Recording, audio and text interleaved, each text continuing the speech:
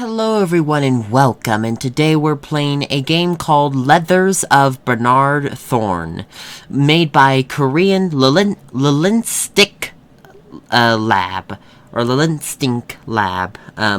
I probably butchered all of those names, so I am very sorry. But yes, this is a game made by Korean Linguistics Labs. I am so sorry for messing up that name again.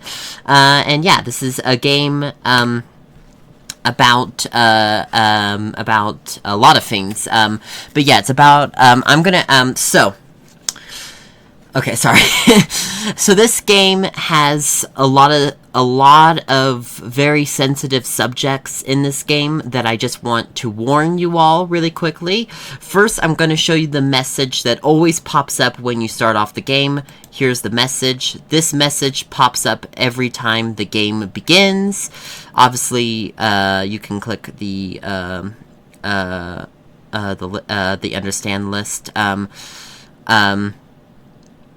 And I will show you what you do when you click the button in the top. So here's all the stuff that the game will show. This is all of the things, and I'm recording this after I played the game, and yeah, all of this stuff does happen in the videos, or in the game. So this is a very intense game. And it has a incredibly sad story. So if you cannot handle any of this stuff that is showing on the screen right here, I highly recommend watching one of my other videos, or just watching a different video altogether, because I don't want to I don't want to mentally scar you guys, and so I completely understand why you don't want to watch this, because this is a very hard game to swallow. It's definitely not for the faintest of hearts. But thank you for tuning in, and yeah, don't worry, I got tons of videos, and I'm planning to release more, so you can always come by whenever you want, and I completely understand not wanting to watch this video because of that stuff. And yeah, you can go and watch whatever you want. Just wanted to let you know ahead of time the stuff that is going to show up in the game. But to the people that are gonna watch this still, even after all the stuff that was mentioned that will happen, all the sensory triggering warning stuff. Okay, I said that way too complicated. After all that, to those who are still gonna watch, even with all of the, self-harm warnings and flashing lights and all that, this is a game that that depicts a man that has PTSD, or has a lot of trauma and is very scarred, and he needs to go into the attic. He really needs to get into the attic. There's something special waiting for him in the attic, and he needs to get in there. But he can't get in there easily because he can't walk very well. Whenever he walks, he faints because he needs to take special pills. And even when he takes these, like, they're not special pills, they're like painkillers or something like that, but even when he does take those pills, he still has trouble walking, and we don't quite know, and in the beginning of the game, you won't quite know why he can't walk easily, and why his hands look, or his right arm, his left or right arm, I forgot which arm it is, but his hand, excuse me, one of his hands is a bit burnt, and you're wondering why, and as you watch, you will find out why. But nevertheless, the main goal is to get into the attic. This was a very short, very scary, and very sad experience, but it was very much enjoyable, and I thought this game was very entertaining, and I had a great experience the whole time, even though I was crying my ass off. I will cry in this video, so if you guys don't like handling people crying, I also recommend not watching this, because I cry like a baby pretty much at the very end of the video. I didn't completely break down, but whew, I had a hard time holding it in. Whew. And I know I'm not supposed to hide my crying, but I don't know. I always get uncomfortable crying whenever I'm doing recordings or even around other people. I feel like that stuff is very personal and private, and so until you, like, consent to wanting to cry with someone else or wanting to cry on a video, I just personally don't really like doing it. I haven't consented to crying very much in videos. This time I did, just because there was no way I wasn't going to cry playing this game, and there wasn't really any reason to hide it, so. But I don't know, maybe it's not consent, maybe it's just I usually get uncomfortable showing me crying towards other people. I don't usually like crying around other people, and I think it's because I don't want to be a burden or anything, I don't know, but I tried to hold it together in this video, but, whew, this was a toughie, so, but all that said, even though this sounds very intense and scary, I will say this, that even though all that stuff is going to be very sensitive and all that, I think this was overall a very good story, and overall pretty enjoyable. In gameplay wise, there was a few moments where it, like, kind of glitched, but for the most part this was pretty good. But no, I don't know why I'm telling you all this. You guys are going to see it all. So why don't I just shut up and let the game play? So here is the Letters of Baron. No, oh boy. So yeah, get your popcorn, get your soda, or get whatever, your food, your water, whatever or just sit back and relax, and let us begin. Letters of Bernard Thorne, made by Korean Linguistics Lab. I apologize, I butchered that, but they're the developers. So let's go ahead and start playing today's game. Let's go ahead and play. So hopefully my warning was good enough, and let us begin Bernard's letter. It's Andrew. Welcome back home. Sorry, I had to send Kate to pick you up from the hospital. I wanted to drive you home myself, but it's my 24-hour shift today, so I need to be at the station.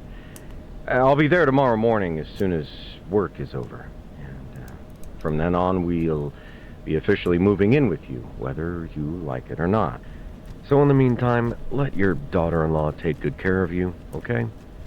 And, Dad, please, stay safe. Jesus Christ, what the fuck was that? It's like the entire... Oh god, the game is a little... Oh god, that's... Okay, so this is us. Oh god, we just been standing here the whole time.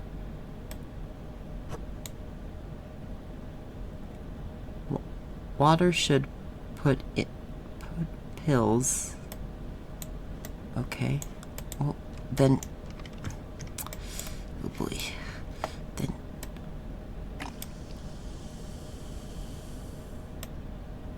Okay, then drink it.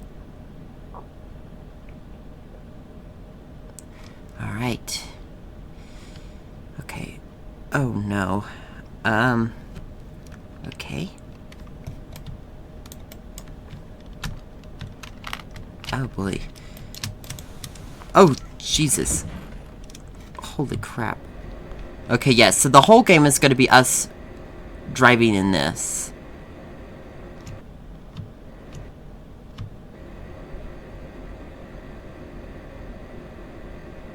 Okay, let us begin. Bernard, it's Kate. Hope you had a good sleep. Again, I'm sorry I had to leave you alone for the night. I really wanted to cancel today's night shift, but changing the schedule is almost impossible here. Anyway, I'm leaving this voicemail to give you some updates. First, I finished charging the door remote. It's on the wardrobe next to your bedroom door, and come to think of it, it may be a bit high for you, so you might have to stand a bit to get it. Sorry. Anyway, second, your new tablet arrived. It's being charged in Andrew's old room. He'll be there in just a few hours, so why don't you set it up while you wait for him? And that's it. I'll see you this afternoon, okay? Bye. Okay. Oh, the tablet broke. My old tablet. It broke when I fell down the stairs. Ooh. Okay, so he recently had an accident. Jesus Christ. Okay, so yeah, the whole game is us moving in this. Oh, this is actually kind of cool. I love it. Okay. Okay, I probably don't.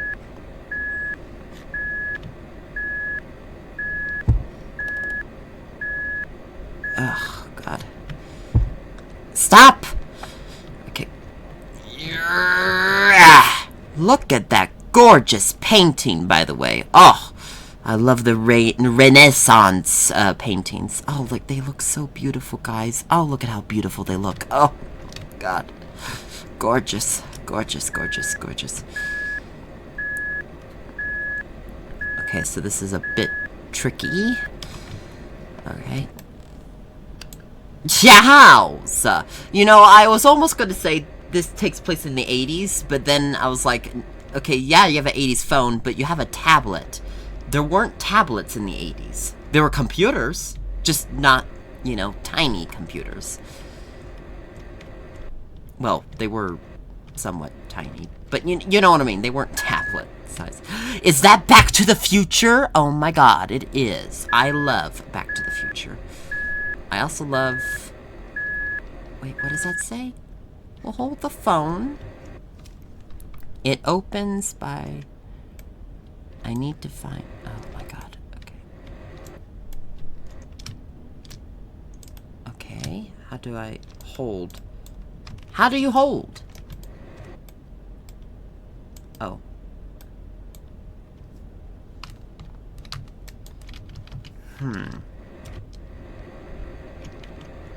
This is going to be a little tricky. Get it! Come on. Come on. It's not enough. Come on, old man. You could do it. There you go. You got it. Oh. Okay, so we can't do that. Okay. That won't work. Ah, fuck. Okay. God. It sucks. I feel bad for older people. They can't, you know, move their legs as well. My grandmother can't walk very well, and it always makes me sad. Be nice to your elders. Obviously, don't be super nice to your elders that are mean, but you should be nice, but you should help your elders even when they're somewhat annoying, because I can't imagine it being that painful. I can't imagine how painful it is, but it really is. Oh, it's 2014.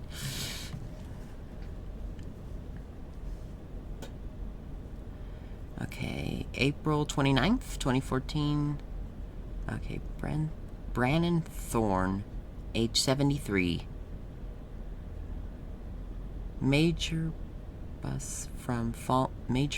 brain from falling downstairs. Ooh. Sign of memory loss. Sign of minor memory loss, perhaps created by almost normal in note. Prest fell down the stairs along with his elevator wheelchair. Back door. Though signs of are minor, they are of sign memory loss. Tests show. So it is highly pills. Okay. Okay, sorry I couldn't read that all very well. I know it's common courtesy, everyone, to read in videos, for viewers. I know it's common courtesy. Is that a statue? Oh, I love that. I know it's common courtesy to read notes or read anything that or text that shows up in the screen of a video. But I have dyslexia, and I can sometimes read, but not very well. So I'm very sorry I can't be reading all of them. Yeah. Oh, by the way, our main objective in this game is to get up to the attic, because there's something that we need to get, but we need to get that stuff, and I don't know how we're gonna have to get the attic, but we're gonna have to find a way. Okay. Bernard, no.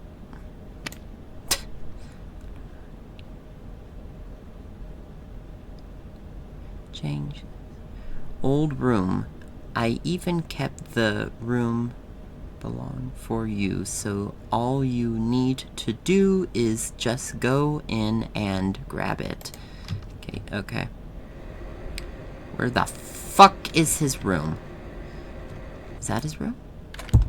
I think something's blocking. Oh, why is something blocking? Bernard! Or not Bernard. Anthony! Kate! Whoever was in here. What the hell? Oh, I love these 1940s and 1970s tables. Ooh. Actually, it's more 70s than 40s. Although, I thought I saw some 40s films with these tables. Fucking goddamn it. Ugh. Sorry. Go up. Woo!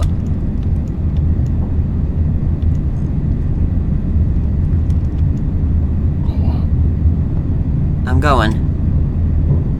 going.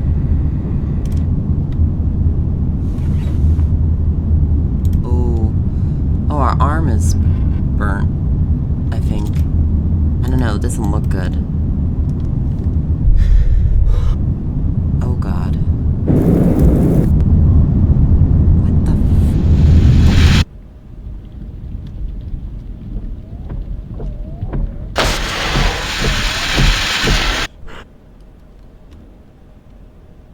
Holy fuck. Okay. Yeah, okay. Back down. We can't go up. We need to take... Yeah, we need to get... I think we need to take some special pills. Well, can the fucking attic door fucking get out of my way? Thank you. So we can't go up there. Not yet. We need to get some pills. Oh, Jesus Christ. Okay. Okay. Well then, fucking close the door.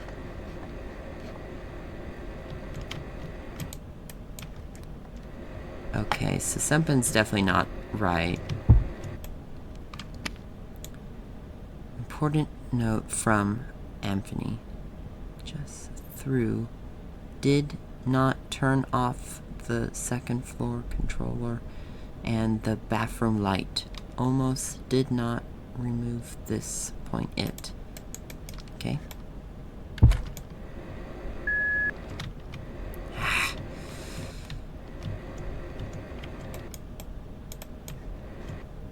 I don't need this right now. Okay.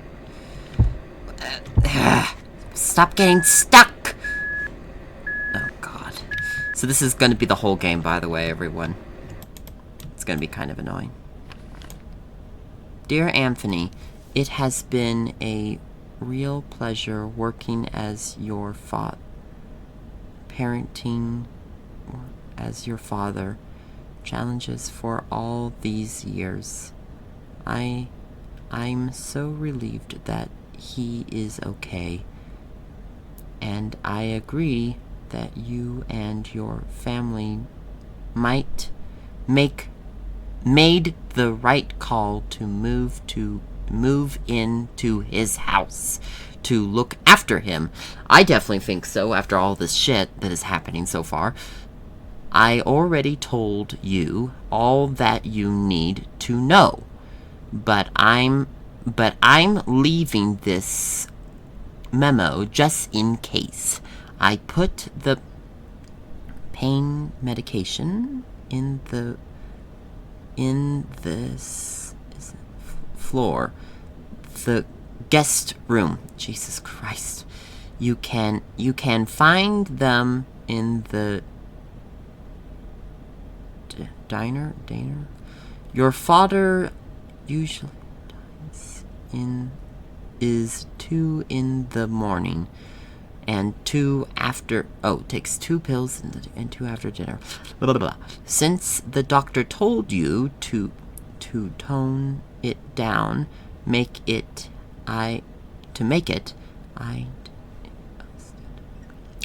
he sleeps around 8 p.m. and wakes up around 4 a.m., though he usually stays in his room until the sun comes up because of his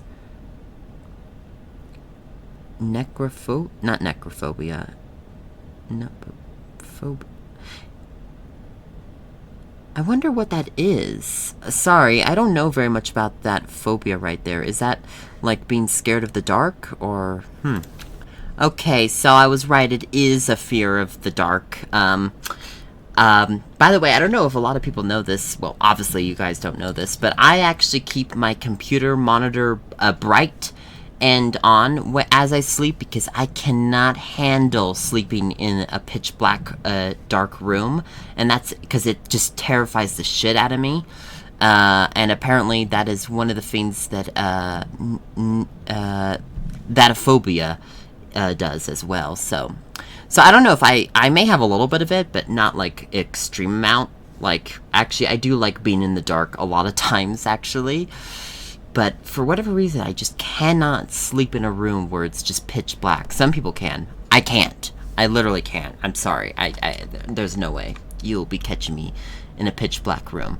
You'll see me in a somewhat dimly lit room where it's sort of lit, but definitely not like pitch black. No, under any circumstances. So I guess I have a little bit of what is it called? Nicophobia? Yeah. I might have a little bit of it, who knows? Just keep some of the lights on the second floor on so he can use the bathroom. I hope Bernard relaxes soon, although I have nothing to worry about now that he is under the loving care of his family. Sarah. Oh, is Sarah the doctor? Is Sarah the doctor? I thought it was the wife. Actually, I don't know. Who is any of these fellas? Who are any of these folks? Okay. No, back the fuck up. Sorry, that was a bit mean. I'm being a bit too mean. Sorry, Bernard. I love you, Bernard. You're amazing. Okay.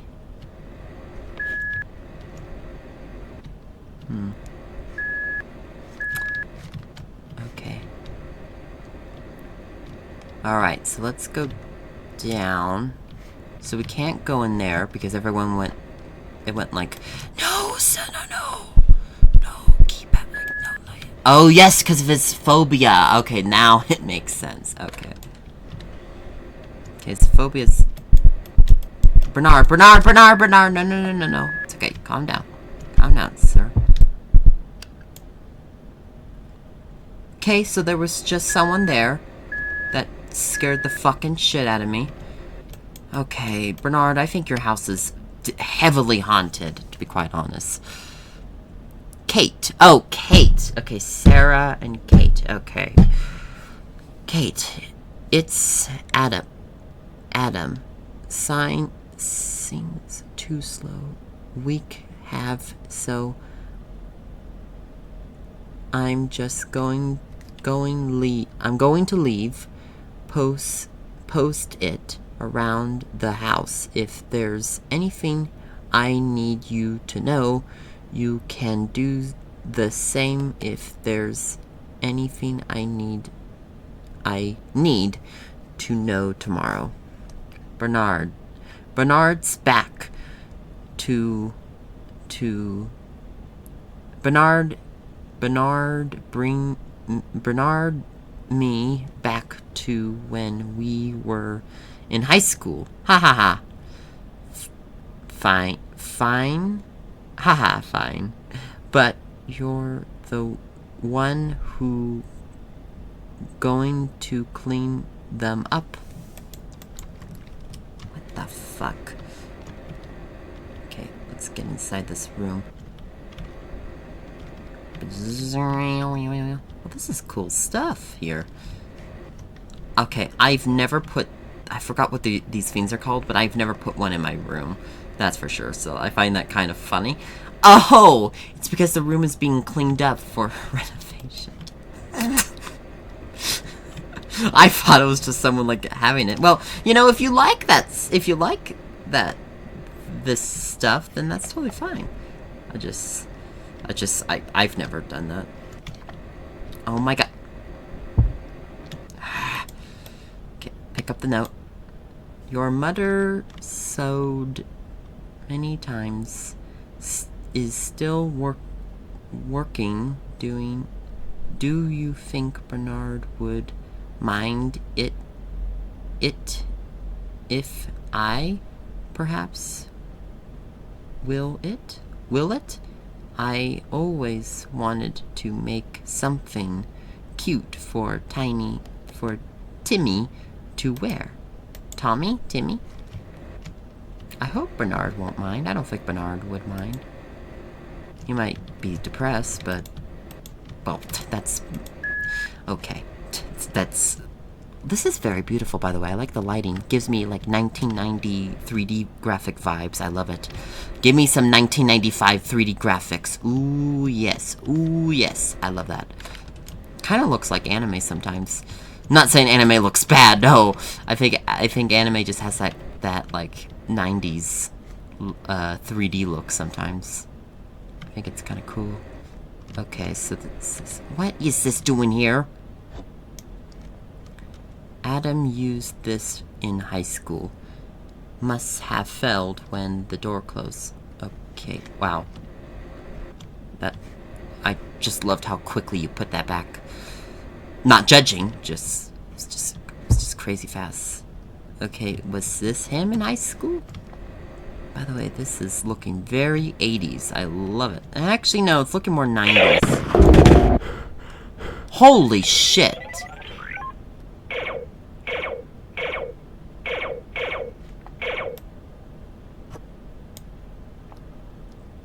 Feels strange that my grandson is moving into my son's room. Hope little Tommy likes it here. Okay, put it back.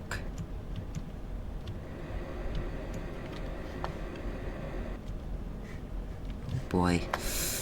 Okay, so that was us in war. Huh. Oh, this poor man.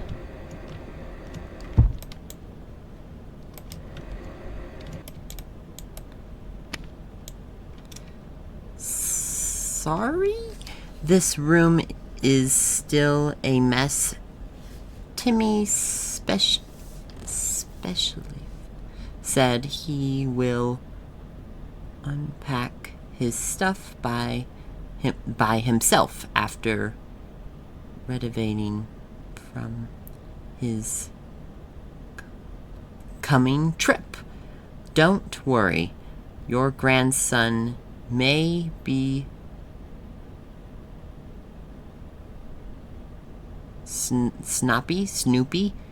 snotty, but he's a boy of his word.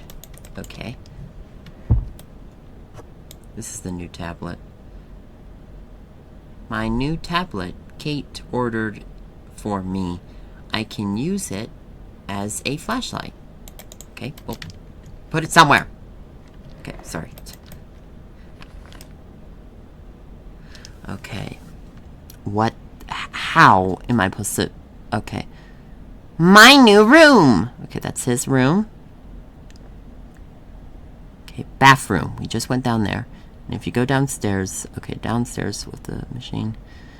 Living room, guest room, dinner room, kitchen, storage room, and of course bathroom. Okay, so that's just practically the entire house. Okay. Understood. Understood.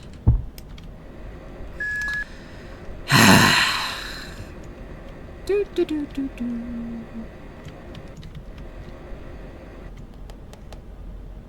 Your tunnel flashlight can help you stay, but not for long. Yeah. Yeah, we just can't do it. I need my, we need the pills. Okay. Don't be too scared. Who made this room pitch black? It's okay, don't worry. Oh shit.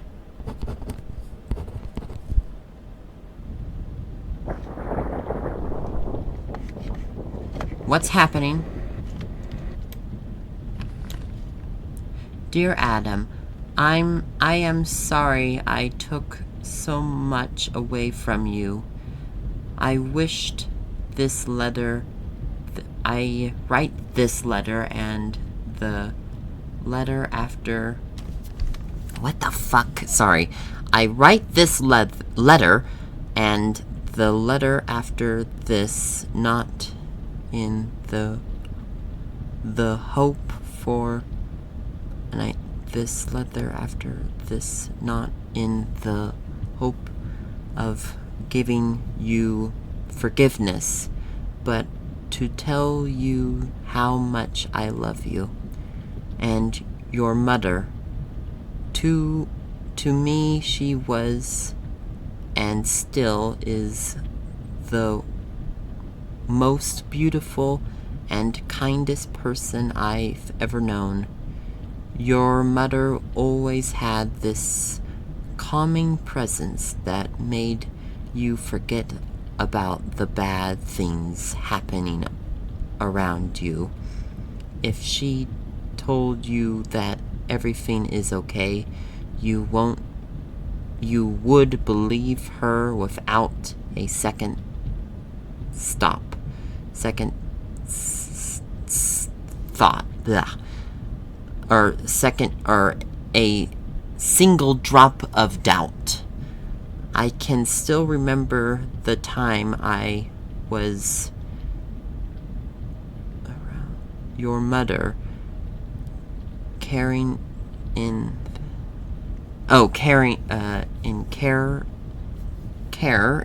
Vietnam. She was a nurse officer who was part of the first South from apart from the first South Korea medical team that came to help the US in the war.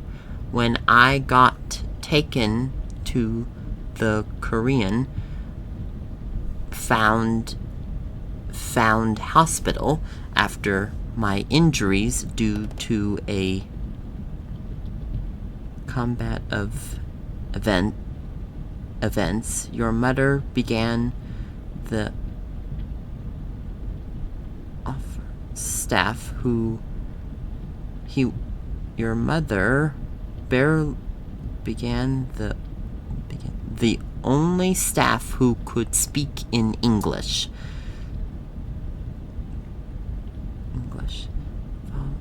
Following to vocal train to be my caretaker. She could have just sent me to a United States hospital, but she was comforting with the idea. She was uncomfortable She challenged with the idea of moving me around in my condition. As such, your mother always thought of others first, even in a forbidding land when death loomed all over everyone, involving her. Okay. Oh boy. Oh boy, what the fuck is happening? Oh, map? Ah. Okay, map. Okay. Ooh. Okay. I really thought someone was gonna be behind me.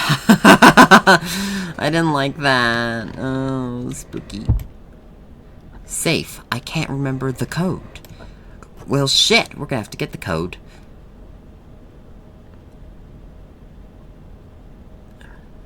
Barn Thorne.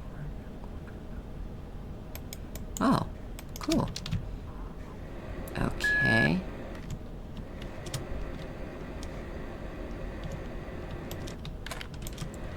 Alright. Okay. I did not like that. Kate said it might have broke during the fall. I can fix it without the needing to standing. Well, how the hell do I fix it? Fix it! Ah, fuck. How the hell do you fix this shit? Ah! Is this your office? Get the fuck in! Sorry. Sorry. Yeah. So, a tool in case of... Blah, yeah. So, in case... I don't know if the game mentioned it yet, but our main character is a electrician. And he, that was his occupation for a little while. So, yeah. What? Do I go back to the drawer? I really fucking wish this was more faster. Okay. Yeah, there's nothing in there. Absolutely nothing. Jack shit. Okay, let's go. Now my foot hurts because I banged it on my metal chair. I love metal, but I don't love how painful metal feels. Although, I'm sure a wood chair would feel as painful as a metal chair, so never mind. Forget everything. I'm just complaining about stuff that is not that important. What am I supposed to find? Am I supposed to find something? Oh, God. This is gonna take a little while. Oh, wait. Okay, no. I don't think there would be a tool in here, but you never know. You never know. Never say never. Oh my god! I don't know if we should touch the toy again. Our main character might have a panic breakdown. Okay. I guess it doesn't activate ever after that craziness. Okay. Well, what the hell do I get, guys? I don't know what I do. Okay, come. Can we see our face? No! We don't have a face! We look like we're living in the mountains. That's beautiful, but the mountains can be very beautiful, but as someone that has we don't live in a mountain, but we're very much close to the mountains, and I have been in the mountains. They can get really creepy. I don't know why, but they just have like a creepy vibe. Although you can't, Excuse me. But you can see... Oh, look at that beautiful oil painting. Oh, I love it. But you can see, you can see the city lights, which that usually is very comforting. Now, why can't I fix the fucking thing? What is the issue? What's the issue here, fellas? We didn't check the bathroom. I don't know why, but I just thought that the bathroom wouldn't have any supplies that would be extremely important. But, you know, they could be. Who knows? Oh my god! I hate how slow this is. Oh my god. Well, fix it! I have to stand. Kate said it might have been broke. I can fix it with the need of in the... I got that! Oh my god, you were supposed to do this? Oh. How am I supposed to do that? Oh, I'm supposed to wiggle my mouse, okay.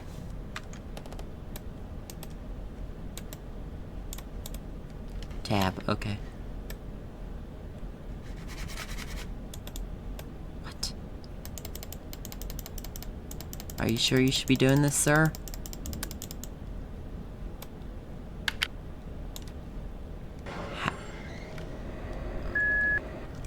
Okay.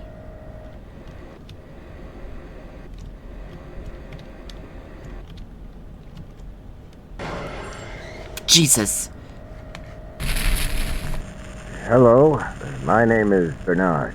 I'm here because my son read a brochure about the Mind Foundation's famous group grief counseling and won't leave me alone until I give it a shot. Well, it has been a while since I lost my wife, and maybe it is time I tried a different approach to moving on. So, yeah. Let's talk. What the fuck? Look for pain pills in the first floor guest room. Second, get up to the alligator. To the attic. Okay. Why is there shit in the way? Whoa. Who put the shit here? Oh, look at that beautiful oil painting, though. That's a very gorgeous oil painting. I hope Kate will fix this stuff. So this is outside. We can't go outside. Oh, but doesn't it look beautiful? Look at the moon. The moon. Now let's get back here safely. Okay, close the door. There we go. Okay. The wood ramp at the front door was in... So I had to throw it away, and I'll get a new one on the way back from work. Okay. Oh, there's our shoes. Look at those beautiful dress shoes. Oh, I love dress shoes. Now, oh, fuck. I have to deal with the goddamn lights. What's a lion, though? I love a lion. Good old lion. Okay. Now we can die. Oh shit, oh shit. Get to the light, get to the light. Fuck. Get to the light. Get to the light!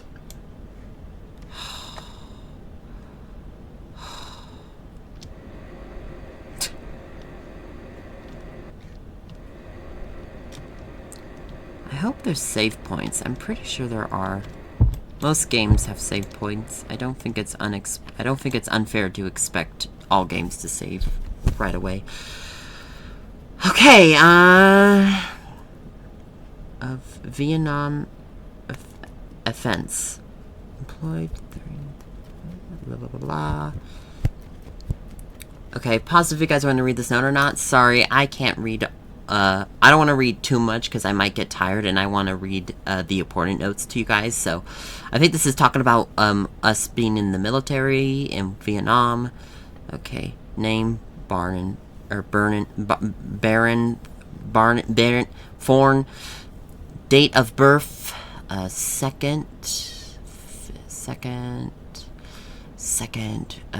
February 5th of 1941. October 1966. Okay. Alright, so we met our wife during the Vietnam War. A lot of people met their wives in war, including World War One. Oh, look at that. That's like a 1940s magazine. I love that. It could even be 70s. Maybe even 80s. I don't know. Adam moved our stuff to Bernard's place and stayed in. Tommy starts 3-day school camp. Me, 60 to 2 days medical work at home and whole. Adam, 24 stuff. Blah, blah, blah, blah, blah, blah, blah. After Tommy returns from school camp, we have a big move in planning. Can't take that long. Well, okay, I've never really moved that much in my life, so it probably is very hard. Family fun, kids games, and comedy. No. Okay. Sunday, April 6th. Summer Park Family Public. Okay. No. Or, is that what it was called? No, it wasn't. Okay, but it's a good thing. Oh. Sorry, everyone. Alright, let's go.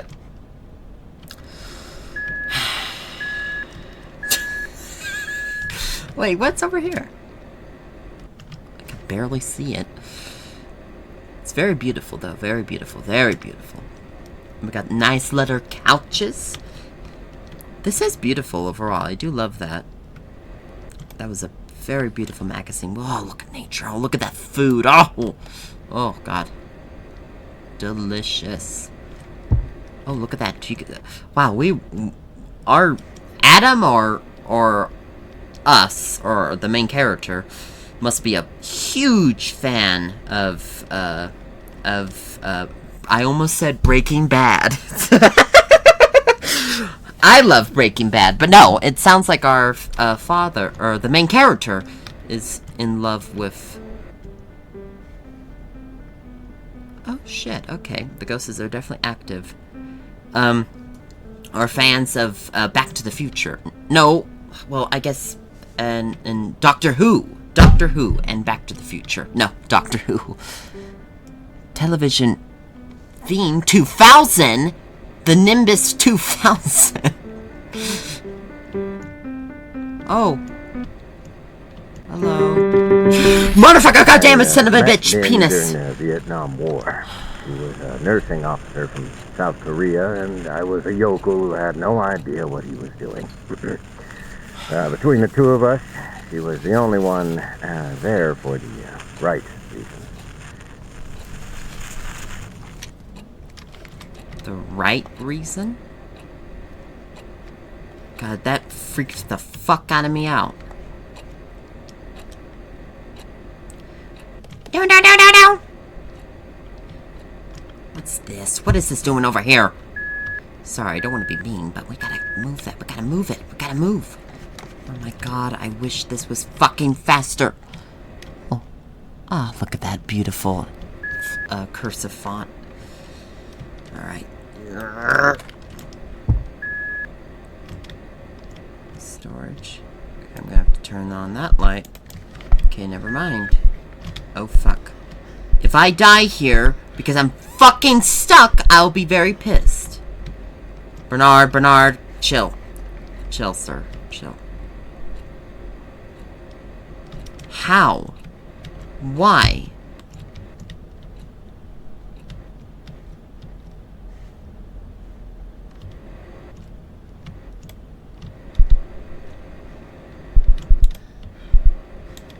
It's beautiful 1800s Renaissance paintings, but we gotta go out. Close the door. Okay. God, so many fucking rooms that are fucking dark. For no goddamn good reason. Okay. At least the bedroom lights are still working. This house is old. Okay, well, you know, tough shit.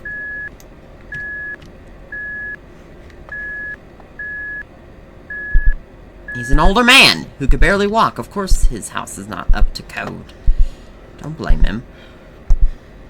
Are you fucking kidding me? Oh my god, I can't even get in there. Yeah, our main character just cannot handle. Our protagonist, I should say. Well, main character, protagonist. Okay, let's find light. Okay, here we go. Quick. Got it. Good. Okay, get to the light. Get to the light. Ooh, yes. Oh god. Here we go. No. Fuck. Yes! Okay. Why is there not lights in the kitchen? There should be lights in the kitchen so he can get food. That makes more sense to me now I think about it. I forgot to mention, I checked again. Oh my god. Sorry.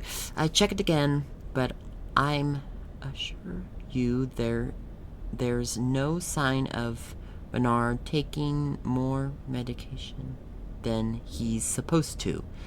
I understand that you are worried about your father's blood test results, but I'm already aware that people in his community or sometimes get too revolted on pills.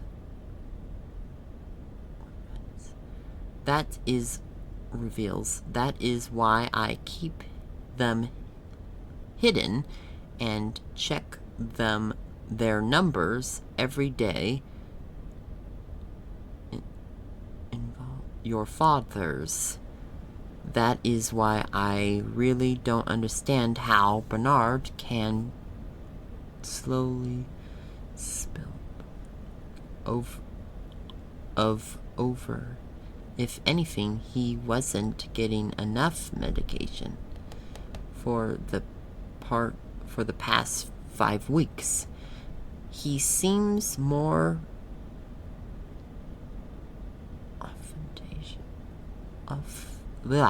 than usual. He seems more on focus than usual. He keeps telling me that he's fine, but you know how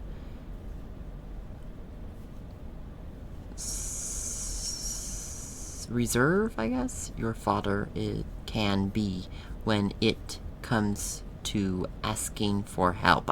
Yeah. Well, it's an older generational thing. People in the old days did not ask for help. You had to, especially in certain cultures like America, where I think in America, boomers and people that were born in his time frame, like 1941, just do not ask for help when they need help. And I wonder if that's because of the Great Depression kind of made it like that, where, you know, you can't really ask other people for help in the Great Depression, so you kind of had to do it yourself. And I wonder if it's also World War II. So, I don't know. That is interesting. I want to know that. And I also think it could just be culture-wise, too. So, anyway, sorry, back to the note. I apologize. I hope you and Kate can get through him somehow, because without the loving dangers he will defend needs more care. Anyways, I put the pills. Oh, the more he deflux needs more care. the danger he will... Yeah, if he keeps on. Okay, yeah. Anyways, I put the pill bottles in the guest room where you will be staying in. You can hide it somewhere more secretive if you want. If there's anything you need, feel free to ask me at any time. Your father has been more than my patient for all these years, and it would be my pleasure for him to remain as such. Sarah, okay. Very fancy British talk. It's not British. Very fancy posh talk. Oh my god, sir. Can we get this fucking light back on? I need to get my pills. And the guests are in the guest room. Okay. Where's the guest room? Need to get this door working if I want to return the guest room. Maybe I should check around the... Okay. Motherfucker, I got... Oh, shit! Penis! Dildo! Holy fuck. Are you sure you don't have any other issues, sir? Do you have, like, I don't know, I don't know what you call it, what do you call it? Fuck, schizophrenia? Something? Oh! We have to turn the lights. Sarah. Why is it red?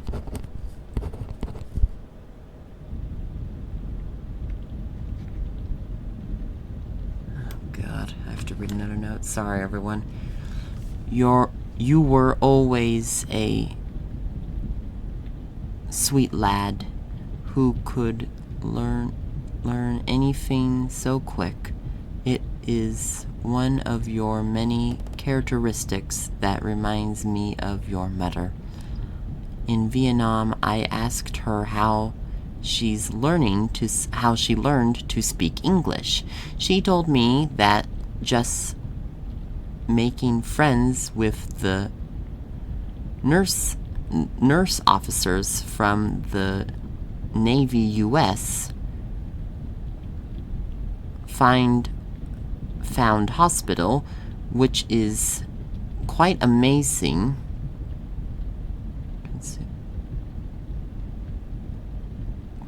Contradicting her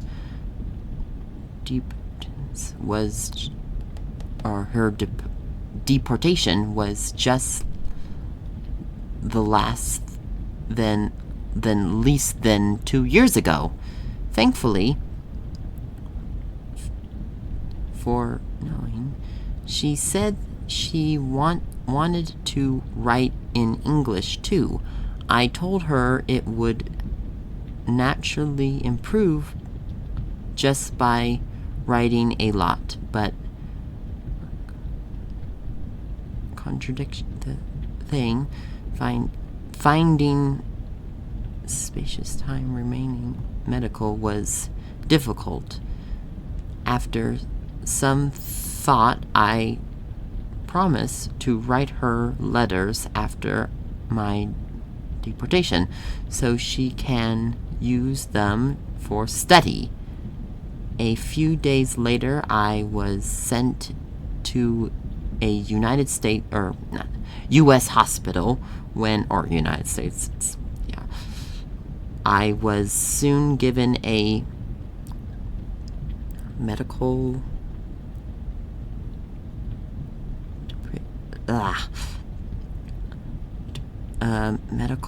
what is the word? Decommissioned? What do they call it when you're no longer in need of hospital care? Oh, what is it called? I forgot the word. I'm sorry. Where the fuck is it? I went back to City Remain, where I got to keep my promise. Come to think of it, writing those letters was more for myself than for her. Then there were scary scars I brought back home from the war. The kind that keep you awake at night for some reason. Writing to your mother was the only thing that helped me cope with living with them. That's why I kept writing even if there weren't any replies. Oh boy.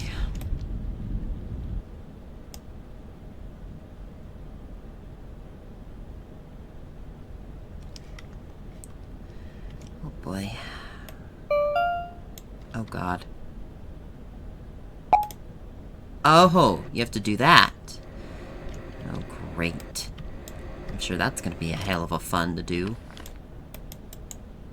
I wonder why that reminded us of that letter that rewrited. I just want to look at that beautiful 1800s painting really quick. Oh, look at it. It's so gorgeous. Are they looking at her feet? Oh no, they're looking at the books. Vietnam wasn't the first war Min had to experience. When she was little, a war broke out in Korea and tore her family apart. When she grew up, she enlisted as a nursing officer, as if under an oath to spare others from the same tragedy that struck her family. Yeah, that war was... I fought the Korean War. From 1950 till 1953. We have to go and get the pills. Yeah, and I can't fucking open the door. Well, how do we get in here? Okay. Oh god, we have to do it again. Where's the search bar? Well, you just fucked up. And now I'm very pissed off at this bullshit. Oh my god! Yeah! Yes!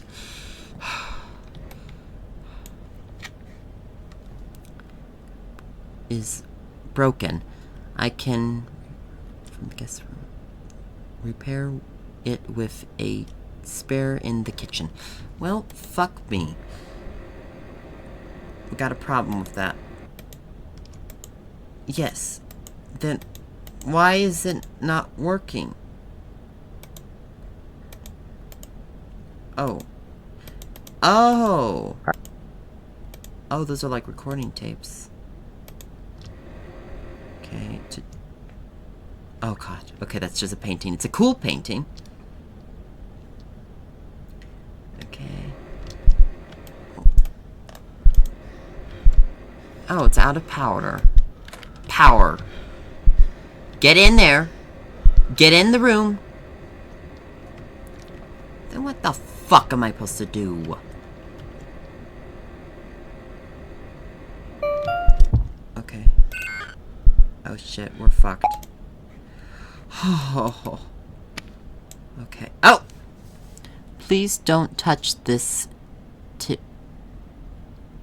Timmy wants me to fix his toy before he gets back, but I think I'm just making it worse. I'm going to need Dad to help show me some of his magic. Are you wondering we're doing this on the dining table because of question mark.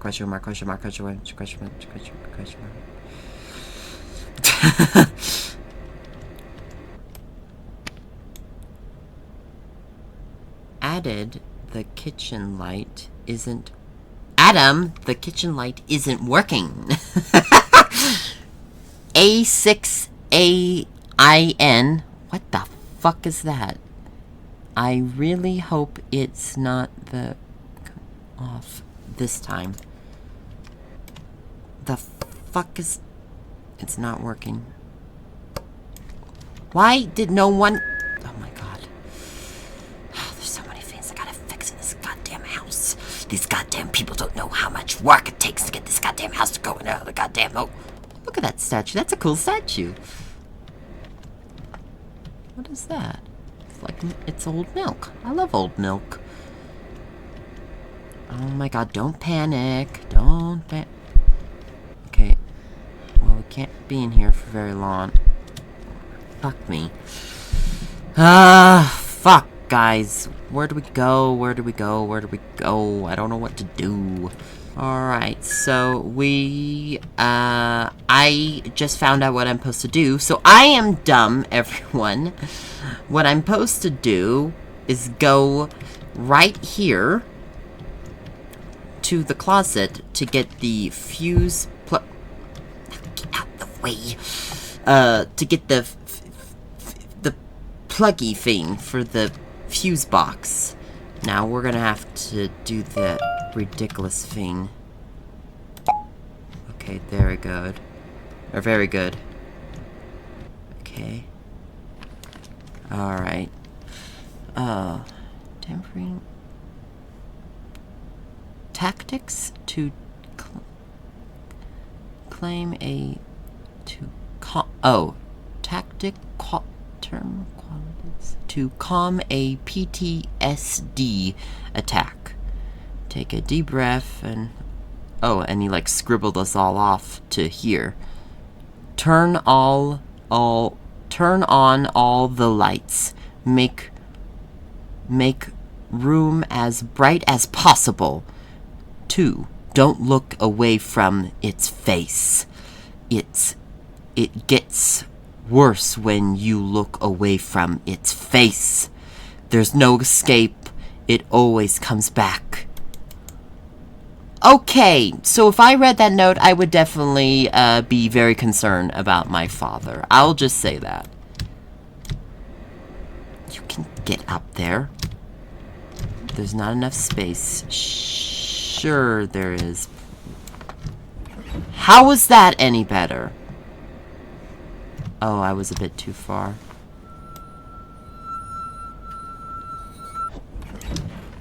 I got it. Okay.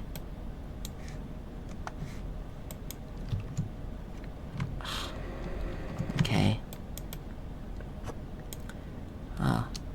Our family photo taken at the town circus a few days before the accident. Oh. So that's what we look like. Or did look like before we got older. A handyman's best friend. Ah. Are you, Handy-Mandy? The greatest handyman of the... Okay. Question mark.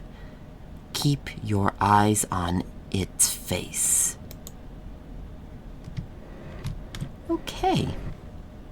So, things are getting much worse.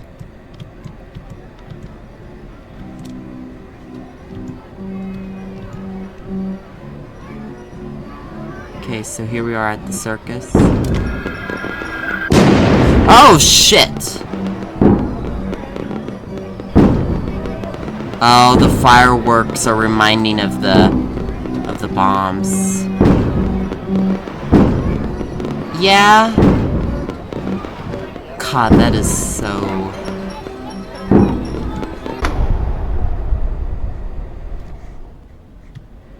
Should I look behind me?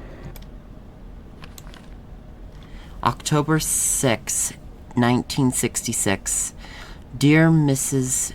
Yan Lee, Yan Lee. Sorry if I'm not saying that correctly. My apologies. I hope everything is well. I am Baron Baron Thornbird, and the American soldier you took care of. I am writing this letter to keep my promise of helping you with your English. I am back in Sanisvera. Okay, I cannot say that. I apologize. Nothing has changed here. Almost. I can't say the same about myself. These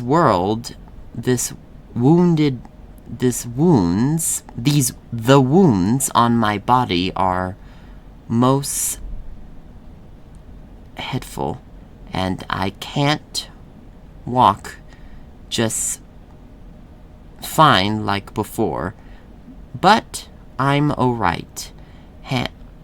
Hard, slow, little to no interruption. My little fingers and ring still reflect to move from its stairs. And the three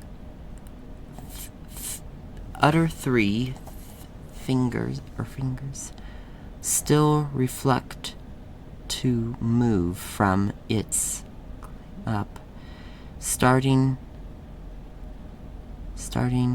and the three others.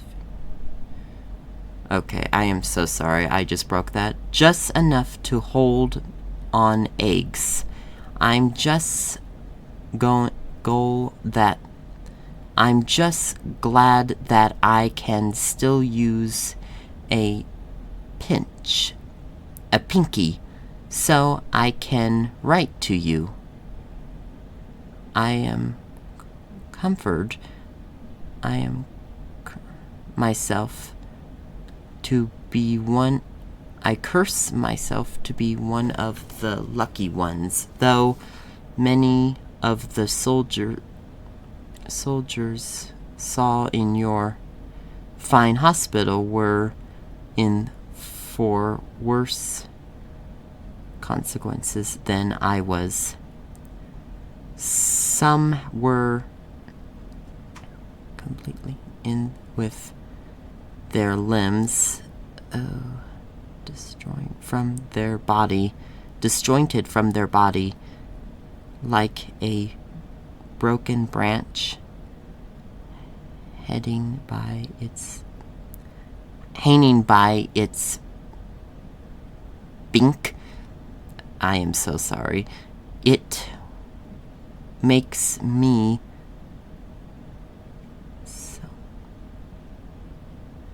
selfish or secure to think that my right, or it's selfish to think that my right arm would have significantly had survived the same.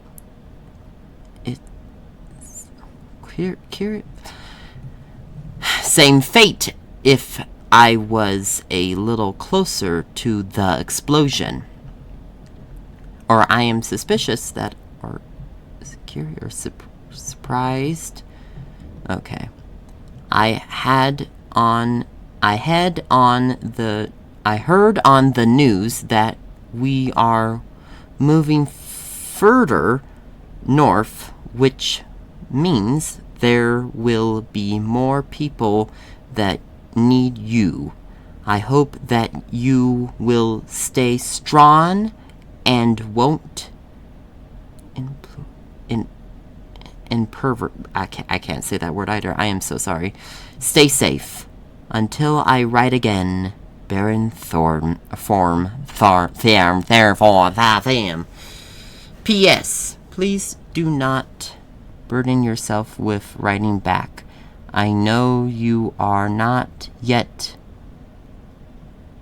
comfortable with writing in English and barely have the time to do it anyways. Ah! As for me, I was drafted into Vietnam when I was 24. In a foreign land where half the country wanted me dead. Keeping my sanity was a difficult task. But thanks to my squad mates, I was able to keep pushing forward somehow.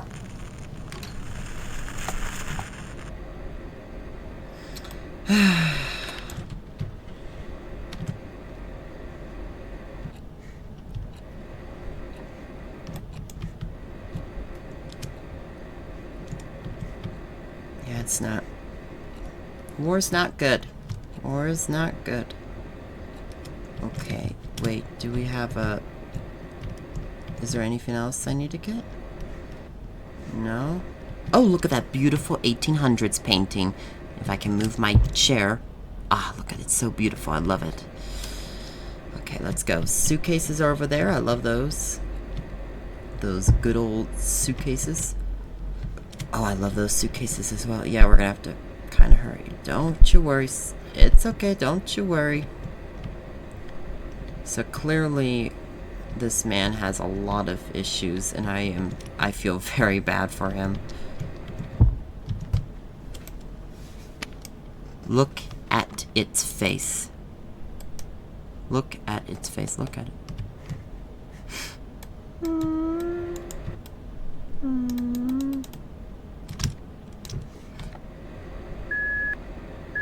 Please. Don't be behind me, sir. No, put that away.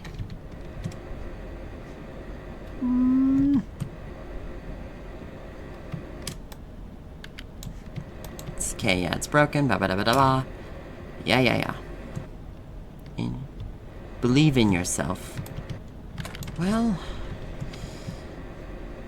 I'm trying. It's okay, don't worry, it's okay. What? Yeah, I don't think this was the right thing. Oh boy.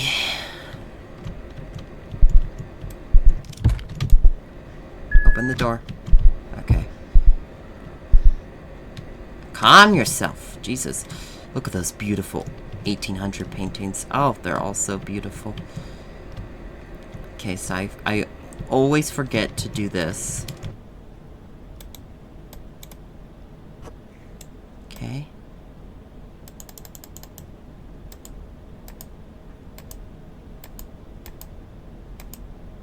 Oh.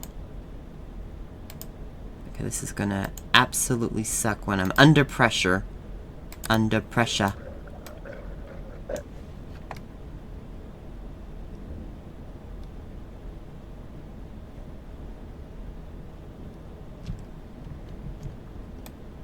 Okay.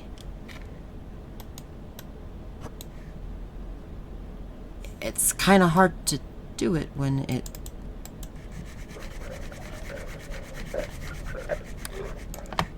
Fuck!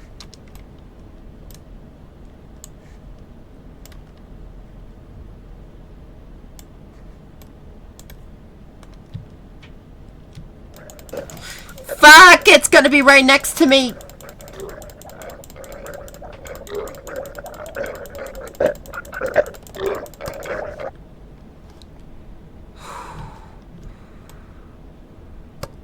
Turn on the fucking light! Okay. Whew!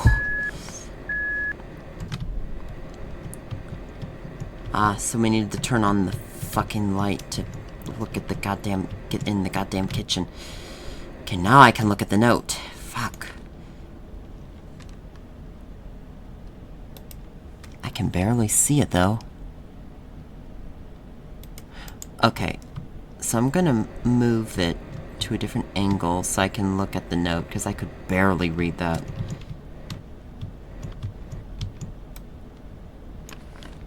Okay, much better. Dear Bernard, welcome back.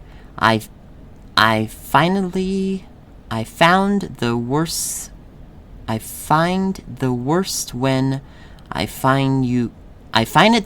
when I find you on the stairs on the floor that morning. It is truly a miracle that your injuries are not serious. But I heard you still have trouble remembering some things. I also heard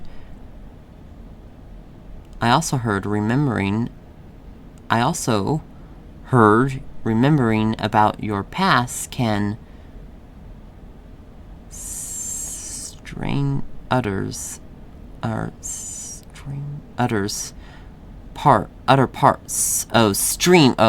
connect other parts of your memories. So let me try that on you. Do you remember 2 years ago when we were return from your record check? Regular checkup? You said you needed to use the restroom, so we supported by my house since it was near. Somehow I forgot you were necrophobic and told you to use the one with a broken light. When you found out about it, you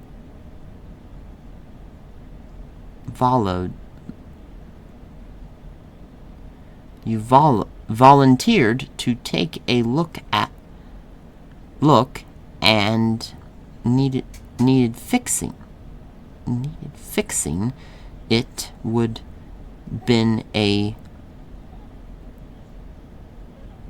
collateral for you, but I decided my husband George was supported to get it fixed 5 years ago. It would have been done before you returned from the medical blah, blah, blah. He said the day he finally decided to get to it when I got back home he was still in front of the bathroom on the floor. When I got back home, he was still in front of the bathroom on the floor, clap his chest. I told you everything, how I never got over the fact that George was gone, and how I tried to keep him in my life by living his work. Unfortunately, his work unfilled. You turned your eyes to the dark room and said,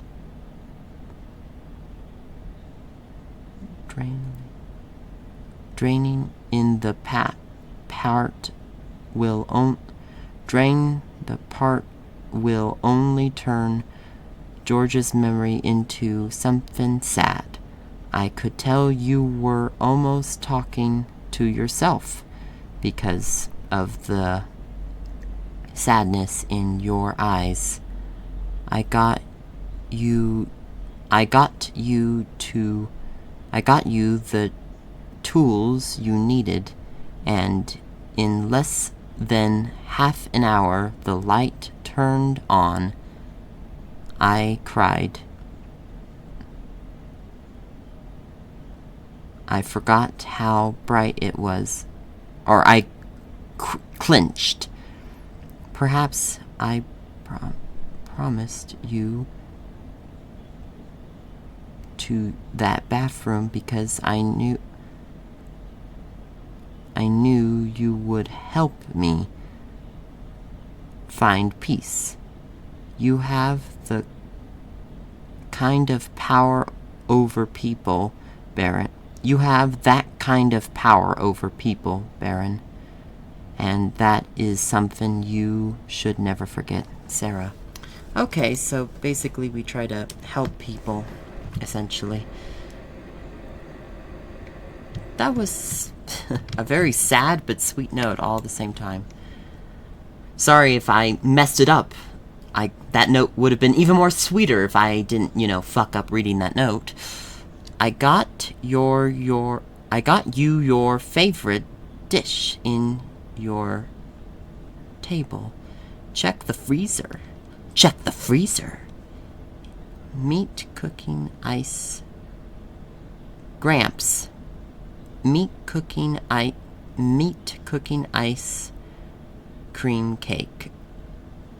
Meat chocolate ice cream cake. You really know how to woo a lady, Mr. Tomborough. I am just fucking up his name. But we got a spare. I can use this in the broken one. Yeah, we got. Okay, let's go. Go. God, is that gonna be the whole game? Us having to deal with that fucking creature going.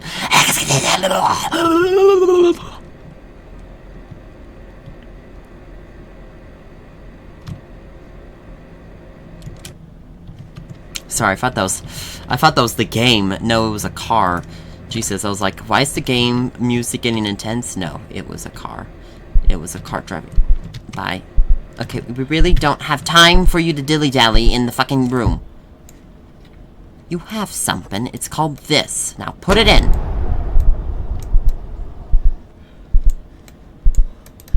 What's wrong?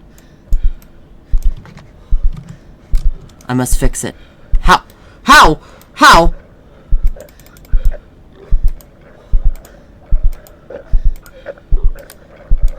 Okay, good. Okay. Oh, we're so fucked. Oh, we're so fucked. Come on! Please! Come on, please. Fuck! What was I supposed to do?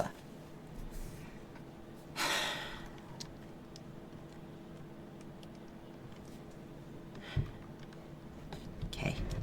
Alright. Yeah, okay. Good. Okay.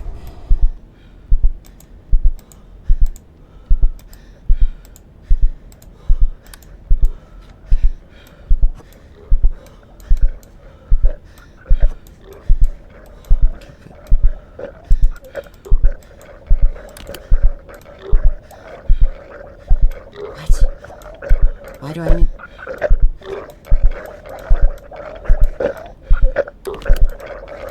Why you need that?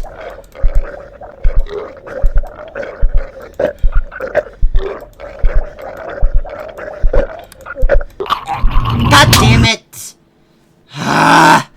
This is gonna be hard.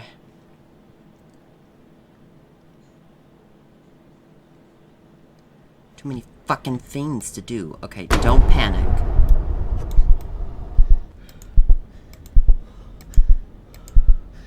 Panicking. Okay, what do we do? Fuck, I forgot.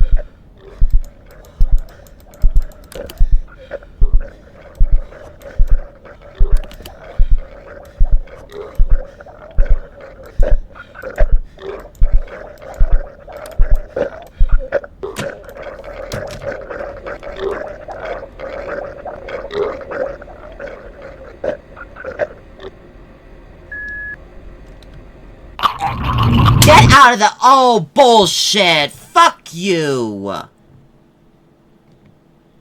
How are you supposed to avoid him if he's just stuck in the fucking room? Oh, okay. We're gonna have some issues with that. Okay, yeah.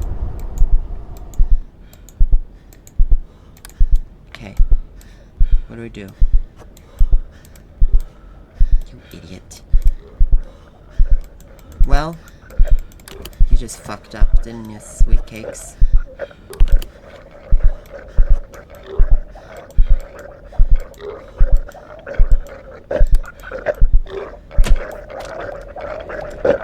Go, go, go, go, go, go, go!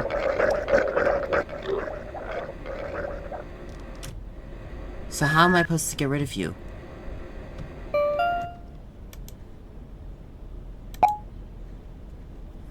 Okay. Piece of shit was in my fucking way. Oh god!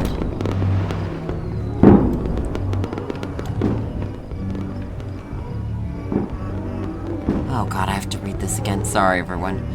October 11th, 1966. Dear Miss Yun Lee, I went... Sorry, I messed that up again. I apologize. I went to the therapist's office today to get the directions I need to able for venering. Turns out the in my right hand needed are, I guess, my days of helping my... okay, so we couldn't help our father's car company because of our hand, which is not our fault. That's just fucking war making life worse for everyone else. At his automo repair shop is truly over. But my hand is not the only problem I've been having. I used to cover myself as not so cynical, but nowadays, even, I used to be comfortable with myself as not so scared, but nowadays, even little things like cries of a child get on my nerves. Probably because I haven't been sleeping well for the past few days. I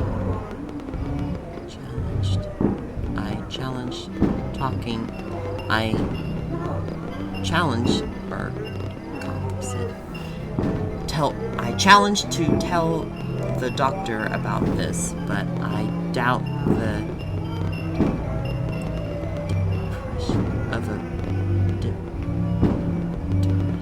of a vet after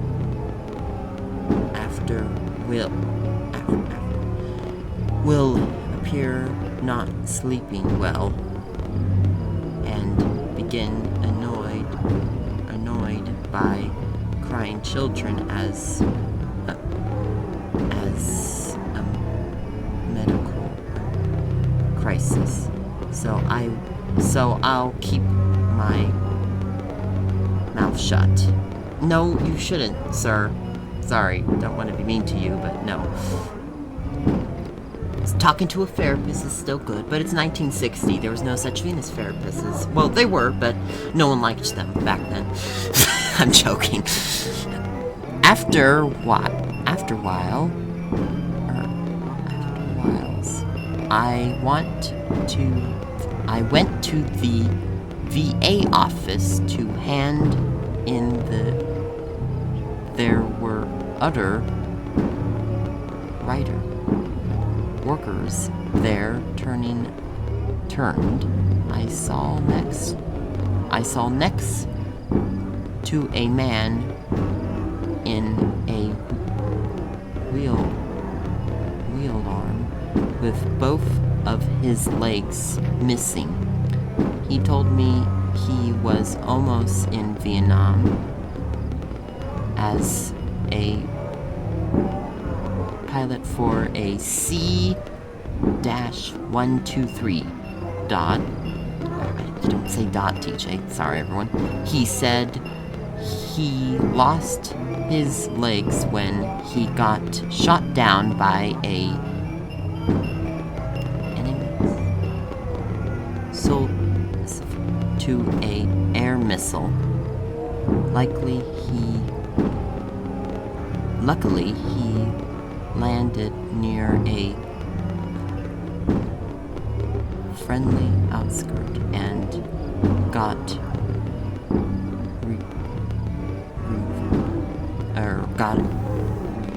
returned in time. Sorry, everyone. I am so sorry. I'm not asking very well.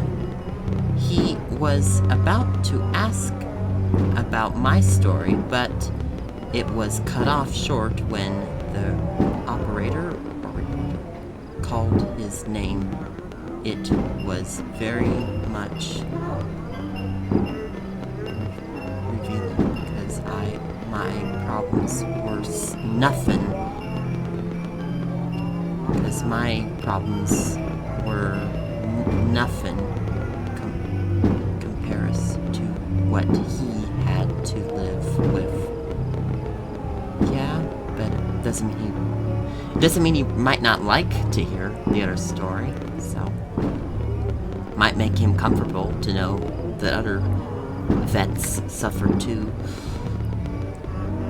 But I don't know. I've never been a soldier. Hopefully I never will be a soldier in a war. Not saying that soldiers are bad. I feel bad for soldiers, God, it's just depressing when you hear stories where they come back to their countries and don't get, the respect that, they deserve after fighting for their country, especially in World War I, because in World War I, some soldiers apparently got their faces like melted or burned, and so when they came back, people started judging them for looking weird, and children started crying apparently, and whenever the soldiers came across with those faces, and the women, and not just women, but men, and just, it was a very judgmental time. It still is, but in World War I, looking in 1900, in the 1910s, you looking like you have like a burnt face was basically you were a demon, and they definitely treated it, and that was so disgusting. It's just so sad to hear these soldiers fighting for your country, and then when you go back to your country, people don't like you for the way your face looks. Just fucking sick. God, this world is so gross sometimes. Anyways, sorry, I digress. Back to the note. I apologize. Okay, where was I? I was very much relieved because relieved, sorry. I felt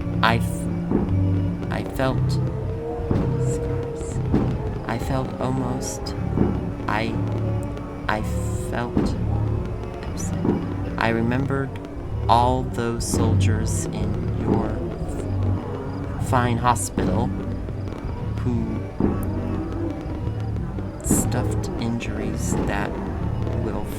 suffered injuries that will forever change their lives. I wish that all those men can find peace back home.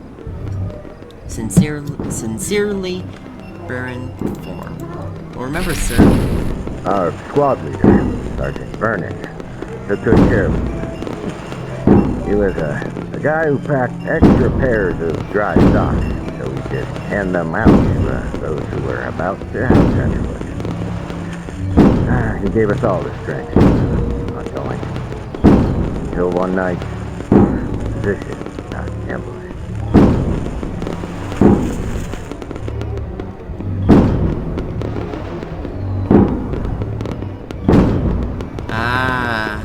Yeah. It's the soldiers. That's... Get up.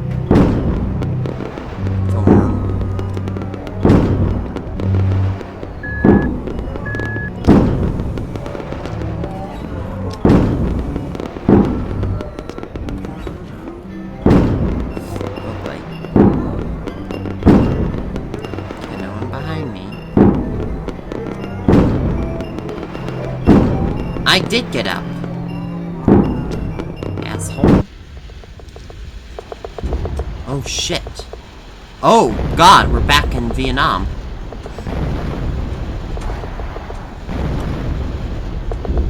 Yeah, I'm sure this is gonna go well.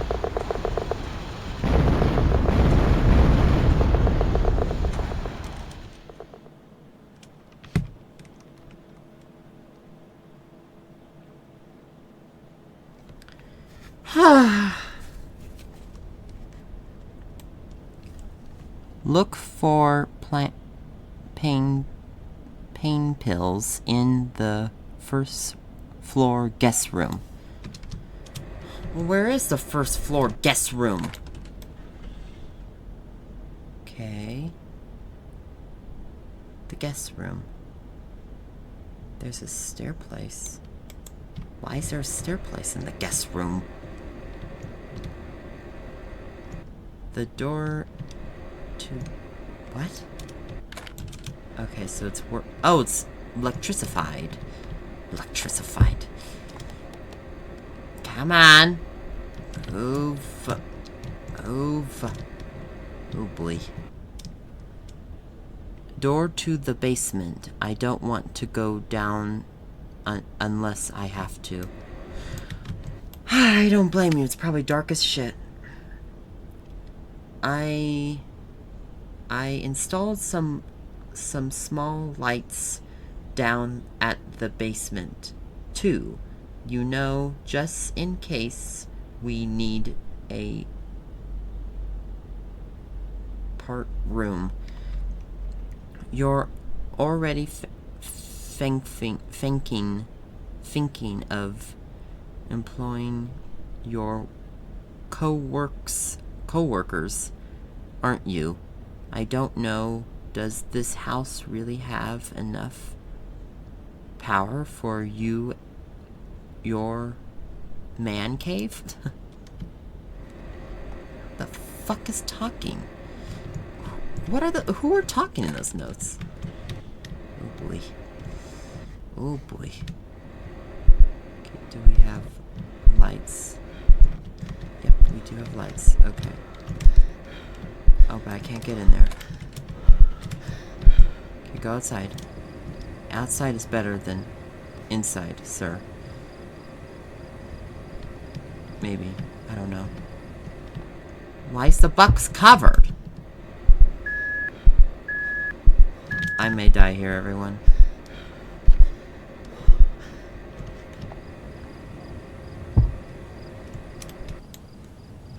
It's too steep. Okay.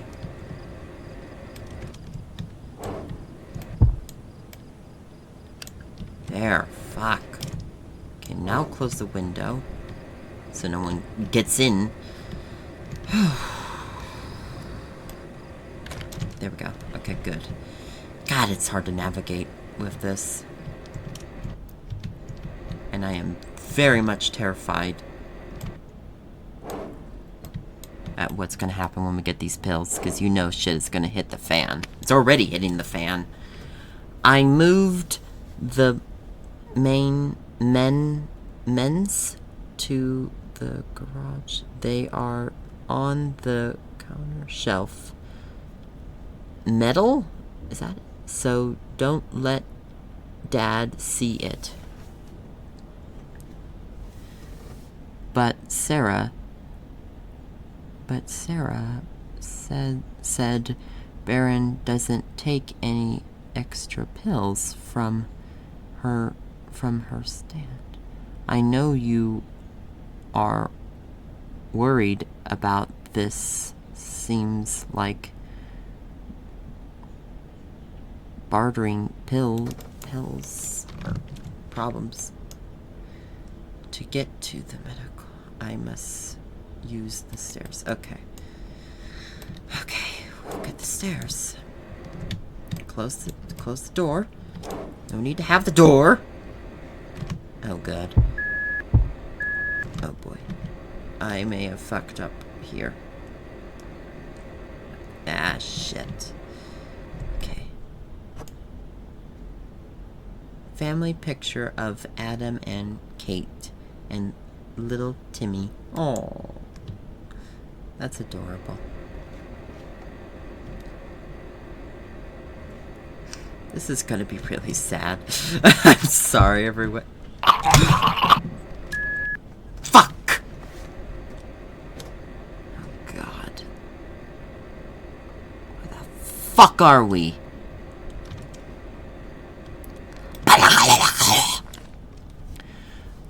20th of October, 1966. Dear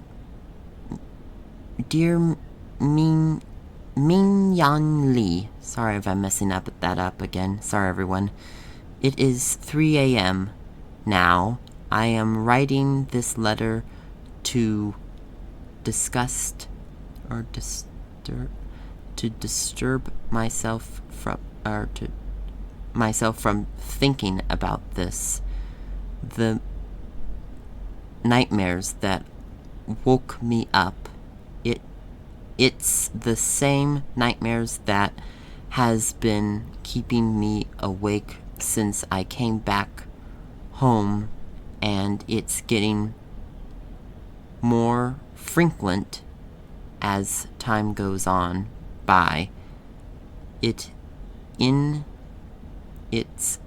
my dreams. I am back in the jungles, surrounded by darkness, and I'm starting at somewhere that likely lurks in the dark.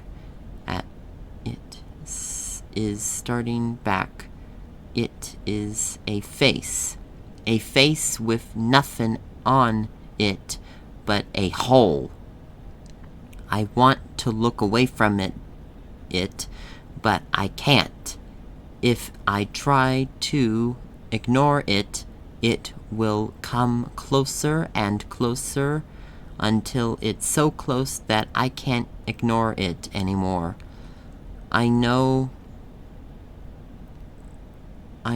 worse face it is. I know what whole face it is. It's bringing me to Sulliver Stream. I can't say their name. Excuse me. Vietnam. My former spy leader or spec leader. He was a good man. He was a good man everywhere. A good man to everyone. Everyone relied on. Oh, good man that everyone relied on. Okay. He always kept his cool in the formidable battles, and knew how to keep lights up the woods in the worst situations. But one night, Shala? I can't say that, I'm sorry. Oh, I can't say the other word either. Haha. Us used darkness as cover. Oh! But one night clashed a challenging mission. Us used darkness as cover. The ground shook with and the sky turned red with flares. At one point, I started to think that I was in hell. That's when I couldn't take it anymore, and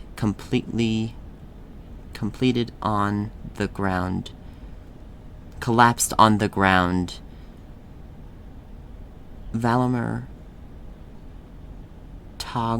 told to get up, tried to get me up back on my feet. He died in the process. My nightmares are his way of reminding me that he died because of my cowardice. Sometimes I can feel he gifts even when I'm awake, more at night when the darkness returns. Me of the night. He died when it happened.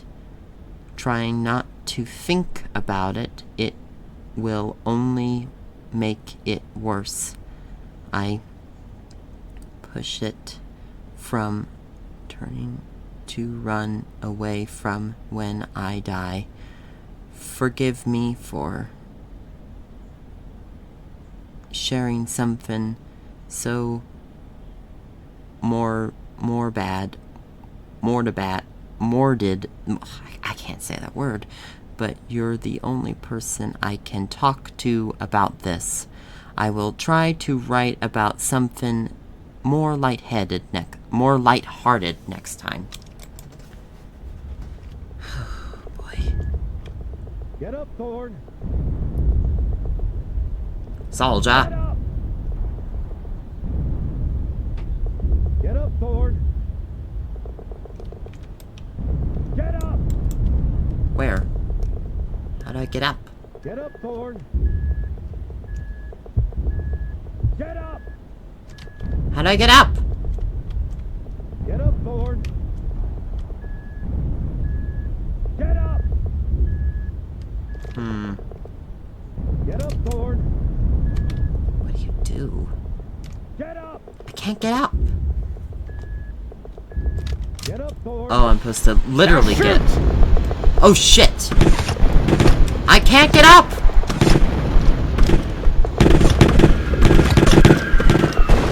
Ah! Shoot them! Shoot them! Ah!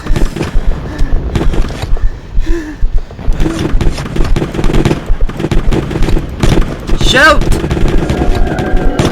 Ah!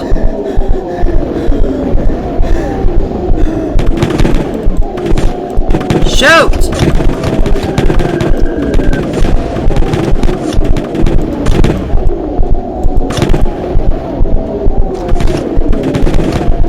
What's happening? Ah! What am I supposed to do? Get up, Thorne! Oh! Thorne! Get up, Thorne, or we all die! Oh!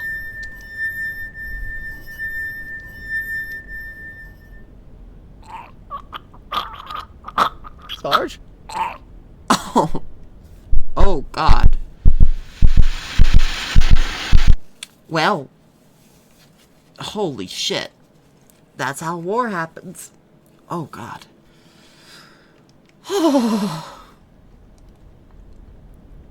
The sergeant's death devastated our squad's morale, and I was the cause.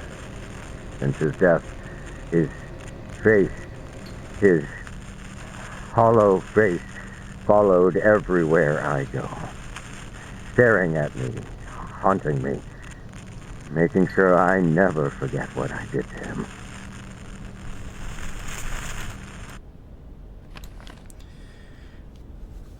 Doors open. Shut. What the fuck? Doors open. Shut tumbling. Or that energy near that gets lost. You give me some mind things. Even seems you moved out of this house to live with Kate. You almost get me the respect, the fuck, I can't say that. The prowess or the potential. to saying I could go anywhere on my own with it. Please forgive me, but I put it down on the beament room because, like many of your gifts, it was a reminder of how I almost turned to fill my that same way after your mother passed away. After your mother passed, working was the only way I could think of to survive our family. I spent most of the day outside working on vehicles or working at the office, focusing the business grave, but so did the barrier between us. I turned to fill it with things that you probably didn't even need, like that Rotario or Game Boy. Oh, the Game Boy. I love the Game Boy. But deep down, I knew that grabbing gifts wasn't creating by working. It extracted because I was afraid to face you after talking away. I was afraid to face you after talking away your mother from you. I was afraid of talking facts you after taking away your mother from you. I am truly thankful that despite everything you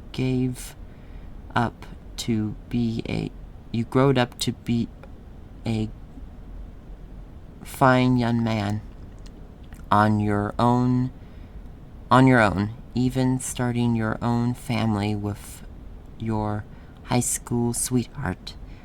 Please learn from my weaknesses. Always be there for your loved ones. The time you spend with each other is the only thing that is worth anything.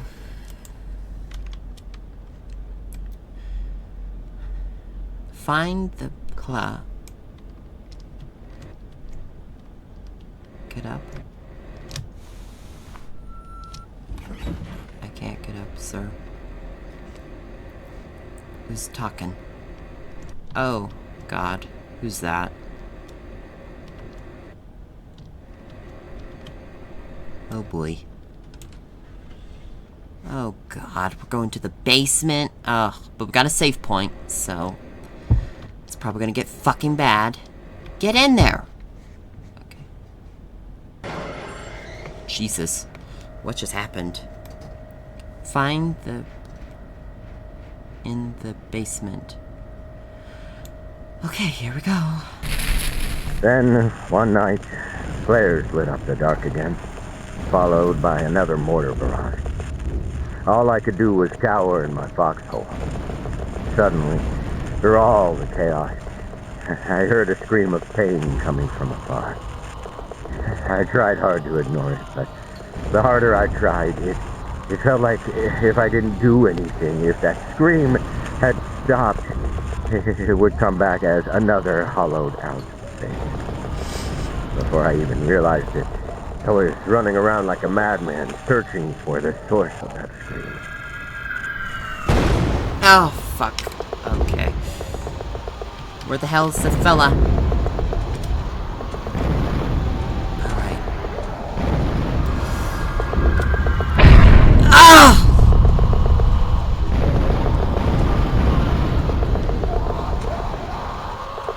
Oh, God. Ah, fuck! Oh, there he is. Okay, go, go, go, go, go, go, go, go, go. Go, go, go, go, go. When I reached that man, there was blood everywhere, and his screams had long stopped. I was too late. Nonetheless, I decided to carry his dead body.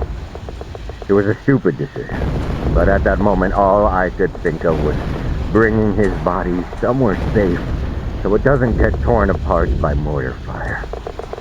His family deserved to have him back with his face still recognizable. So there I was, risking my life for a dead man as if it was going to redeem my mistake. What a damn joke. Oh, God.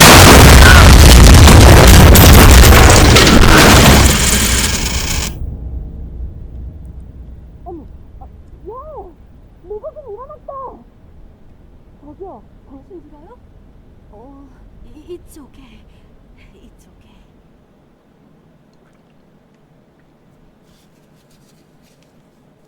Ah, Jesus Christ. Oh, God, now I have to read another note. Okay, let's read this note. I saw your mother made only one. I see your mother made only one. It was after. What? Oh, I met. Okay. I saw your mother med at only once. It was. Or mad! Jesus fucking Christ.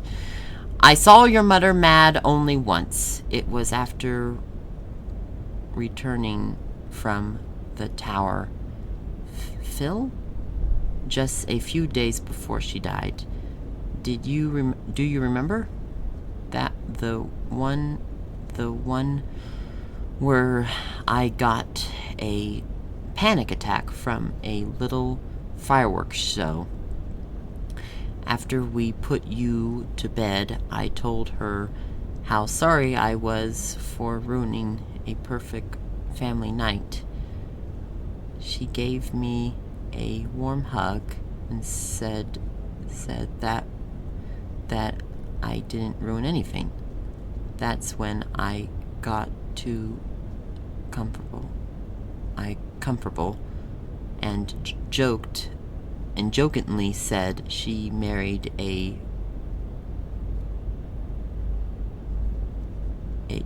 she must be reminded murdering.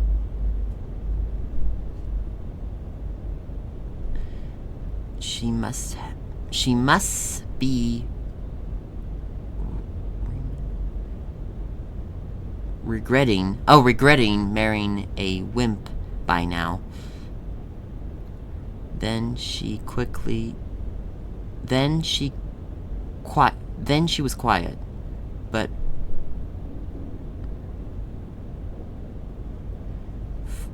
then she was quiet, but from forward told from but Jesus, I am so sorry. Told me to never say that again. When our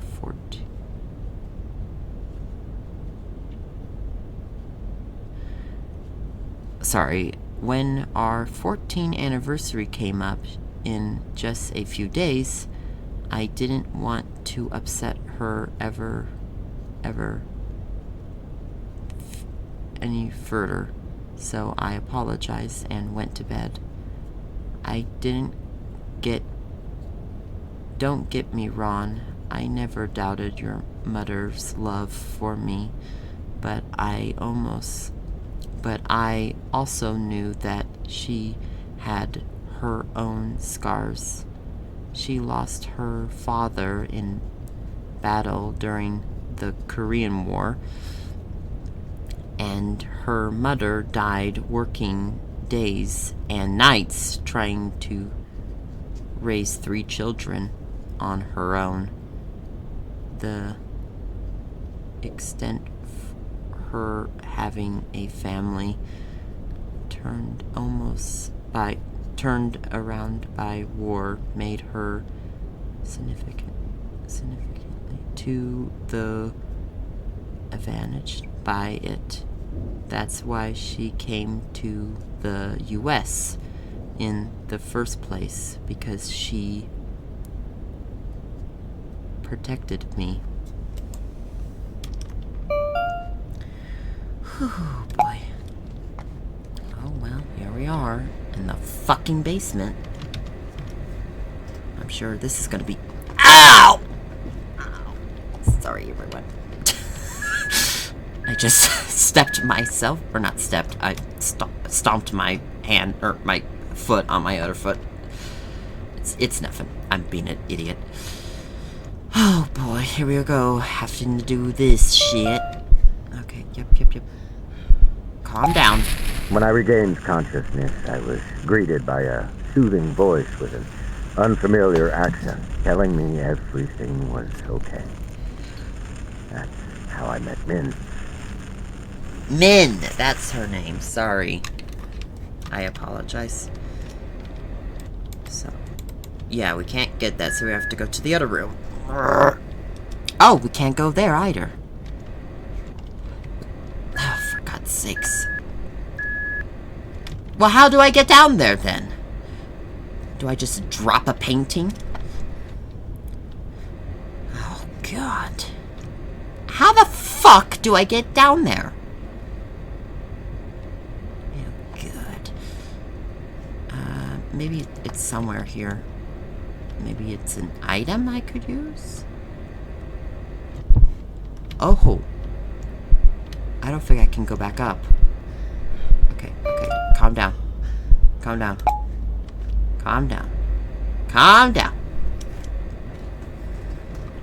Alright. Yeah, I can't go up, so for here on out, we're stuck down here until we get a ramp or something.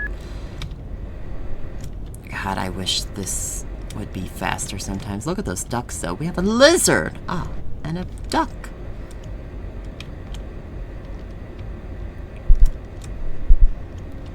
Okay, come on. Okay. Turns out the trenches I stumbled into were Korean. I should have been taken to a U.S. field hospital, but because of all the mayhem and the condition I was in, they had no choice but to take me to one of their own. The one Min was stationed at. Okay. Well, let's go down. Hopefully we don't drop off. Okay, let's hurry. Stop!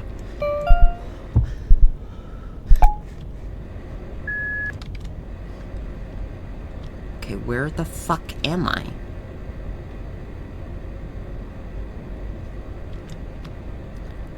Okay. I wonder what that can is. No. God damn it. No.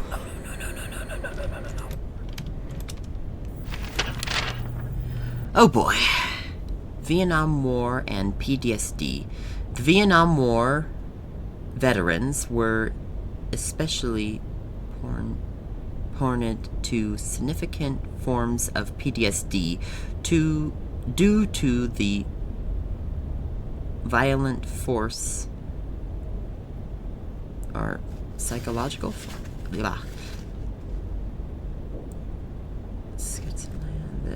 biting time. There was not much public support from the war, and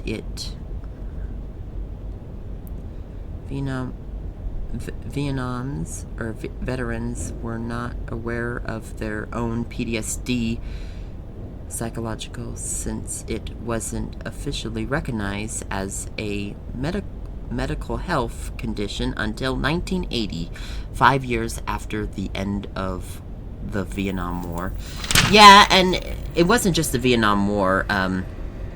When soldiers came back from World War II, a lot of the soldiers, even though that war was, you know, treated with more respect because, you know, it was like, oh, this is a war to be, you know, justice and all that. It was still terrible. They when the soldiers came back, and not just in America, but pretty much most of the world, I think, a lot of them were just fucked up. I cannot imagine how much fucked up PTSD they had from World War II and World War One. Because unlike previous wars before World War One, they didn't really do psychological shit yet. And the amount of death wasn't as much. Don't get me wrong, war was still pretty bad even in the old days, but wasn't as bad until... God, yeah, the 20th century wars were pretty, like, it was like the first time where humans really showed their terribleness to other cultures. So, but yeah, the PTSD, a lot of men that came back, at least here in America, became complete alcoholics after World War II. So it's definitely not, it wasn't just Vietnam. So, by the way, is the battery going low on the device? Okay, that is fucking great. Just open the thing. Okay, then fucking back up. Anyways, I just thought that would be important. But yeah, the Vietnam War probably especially worse because of, you know, people not really liking it. And I can't exactly blame them. But don't be mean to the soldiers. As the only American in the field hospital. Oh, great. Naturally Maybe it was became not the talk best for the among TV Koreans. to be on. Min was especially curious. She asked me how I even got to the Korean side of the battlefield. I couldn't dare tell her I was trying to save someone. I had no right to even sound like a damn hero. So I just told her I got lost trying to avoid the mortars. Oh, God. I am trying hard not to cry. It's very hard not to. No! Oh, fuck. Why is the door locked? What am I supposed to do when that happens? Oh, this is supposed to happen.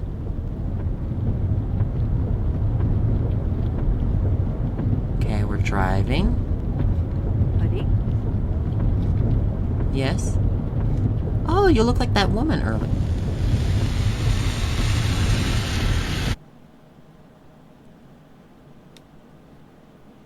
What's happening?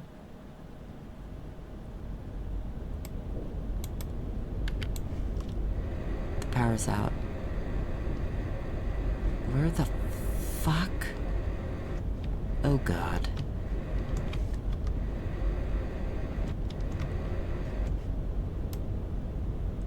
I don't think the... What? I don't think the map is really gonna help us, given that this place has become PT. For whatever reason, we are less scared of being in here. Oh, now there's an echo whenever the beep occurs. Beep!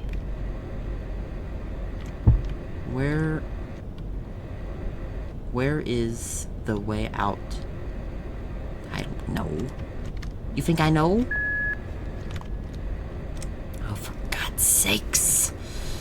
How the fuck do I get out of here? Okay, here we go. Turn. Turn. Turn. Turn. Okay. I think we go in here. Alright. What are you doing here? Same could be said for you. What are you doing here? What the hell is all this shit? Oh, God. We're gonna have to deal with a monster. Come on. Oh, God.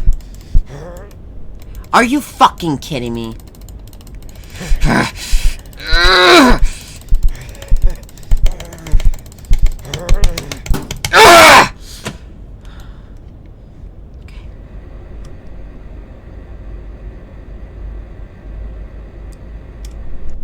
I don't think... No, didn't activate.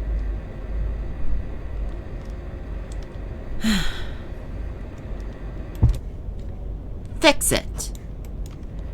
What? Then there's just no lights in this room. How? Oh god. November 15th, 1966. Dear Min Yan Lee. Hopefully I said that correctly. I apologize if I didn't. I was running some errands at the market today, and a child was throwing a temper tantrum to his mother.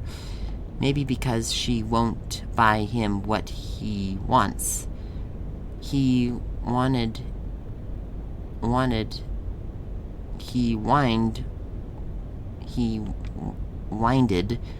was making me feel unused or uneven again, or unhinged again, so I turned to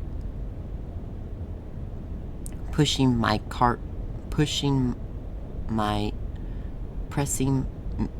quickly.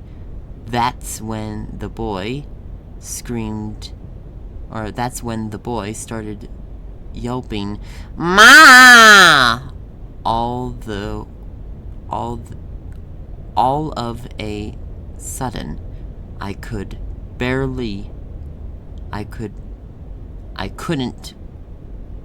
it, as if something was stuck in my windpipe. I felt my legs started to pull in air, but all it did was make grabbing sound came out of my world. My skin felt ice cold, and yet breathing it felt as if it was on fire at that moment. I remember the day I heard a similar cry in the jungle in Vietnam. It was not a cry, that's for sure. It was a flat-out scream. It was right after we ventured off an attack. It was the sixth prime attack. Only that day we were actually on edge scene since Vietnam. Vincent died, and one of the newbies finally lost it and couldn't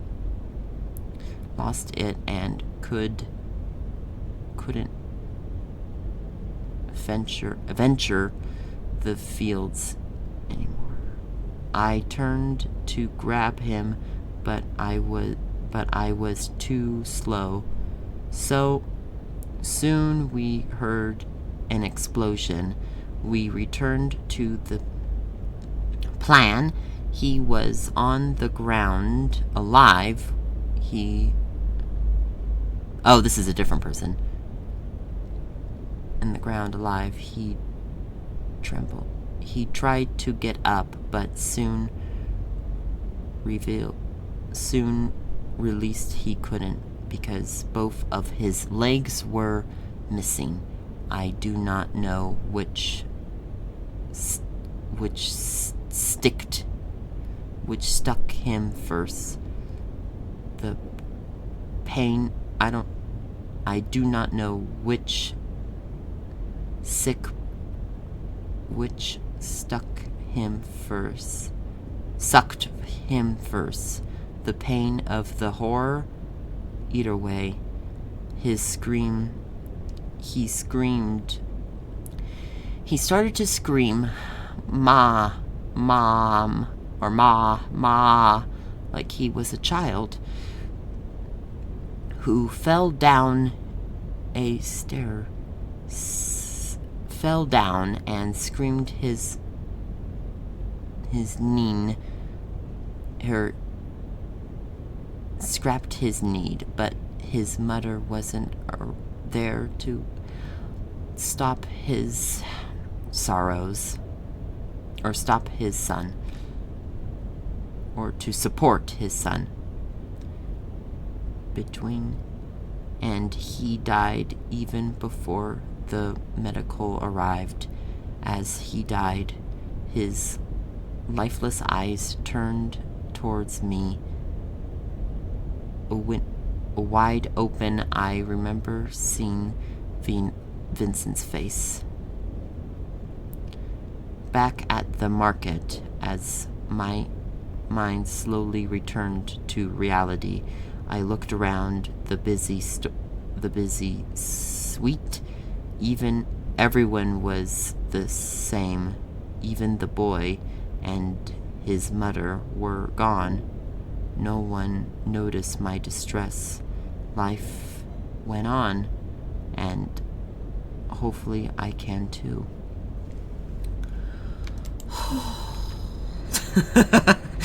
Oh boy.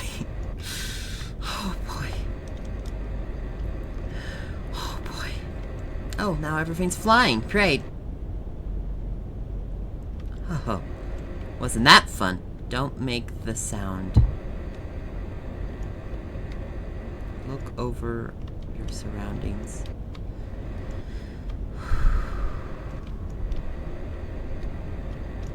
I want to get the fuck out of this fucking... We're probably dead. I'm making wackily too much noise. Because there's fucking stuff in the fucking way.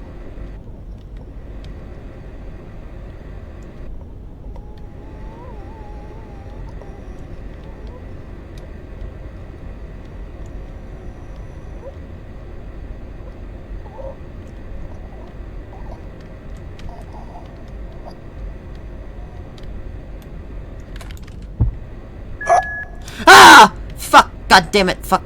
Penis dildo. We talked a lot about our lives before Vietnam. Our conversations helped me stay distracted from the things I'd seen and done. When I got discharged, I started writing letters to her. It was the only thing keeping my mind from being dragged back into the jungle.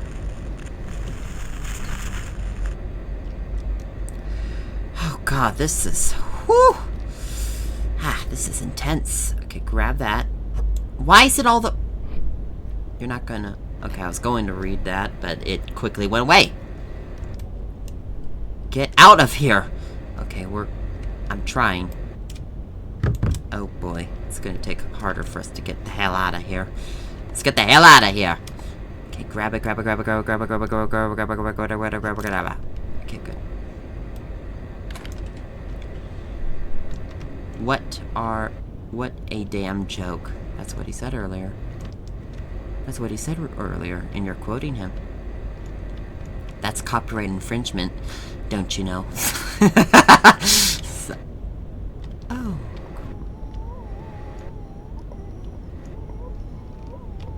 I probably should avoid these fellas.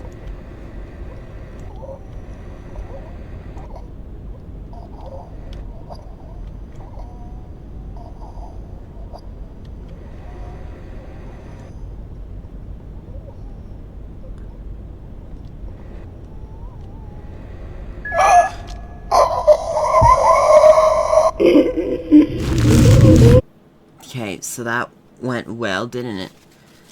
Okay, so we can't make that noise, but we also can't, you know, be in their way. So we're gonna have to go a different route. So now we know what happens when you die, fellas. Ladies and gentlemen, this is not good. Ladies and gentlemen, we're fucked. God damn it, shut the fuck up! Find the pills. Get up to the attic.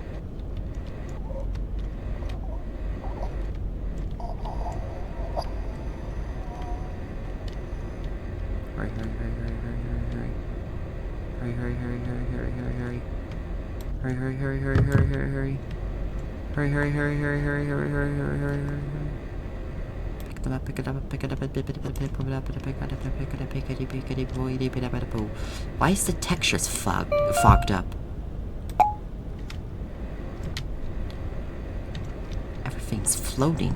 What is this obscene behavior?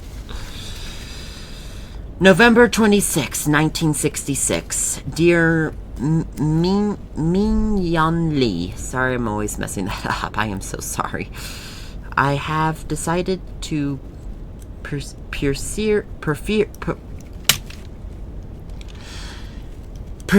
my career as an electrician. Turns out my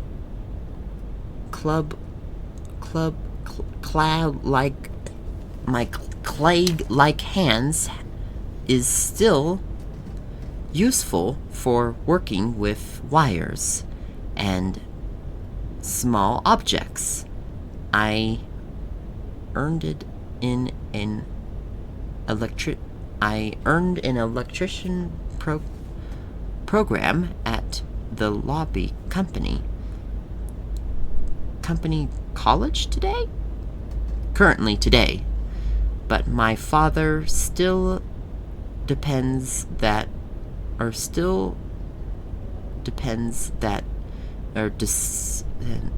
his boy won't be taking over, or is still depressed that his boy won't be taking over his business. I can't blame him. He has been a mechanic all his life and takes great pride in his training, he even has a implied section set up at our home garage. Still, he is very supportive of my decision and says he will even help me open my own business one day. It will be a difficult journey, especially with all the voices that keep telling me that I do not deserve a second chance, but I'm slowly moving forward. Using your story as an inspiration, the story of how you became a nurse officer to fight the very thing that destroyed your family though I cannot see myself doing something so noble. The least I can do is start a company to the community and keep my parents from worrying. I know I've written so much about the things that are best keep to myself, but seriously, I feel no relief or remorse. Instead, my heart feels lighted up with every word I write down. I do not know if my letters are actually helping you with your English, or if you are even reading this, but they are definitely helping me. I may not be able to complete part the part behind me, but life goes on one heavy step at a time. I may not be able to complete part the past, or put the past behind me. Completely put the past behind me. Blah, blah, blah. Yeah, okay. So we read the... Does it see you? It's only when you do the beep beep. Okay.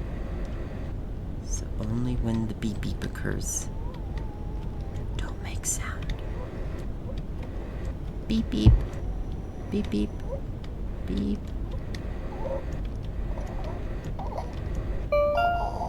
God. Okay, that worked. Okay, I should have fucking grabbed that before taking it. Oh boy. Oh. We have to do it quickly. I see. We have to do it quickly.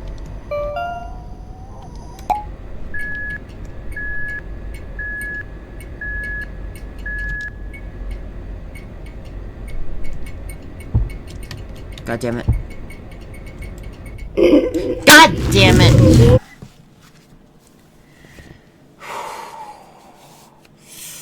Okay, I'm gonna have to get a little tougher, so I'm gonna read the note. Yep. Well, I'm not gonna read the note again, but you know what I mean. I'm gonna read the note in a quick...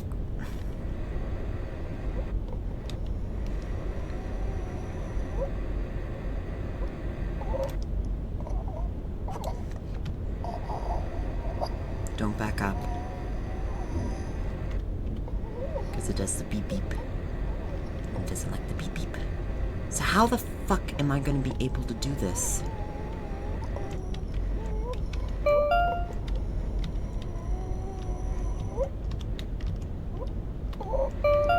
Maybe I should, like, do this. Will I get a better able? Yeah, because then I can, like... Yeah, okay.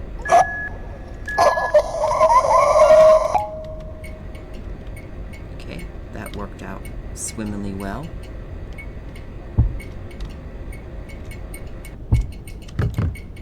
We don't have all the time of the world.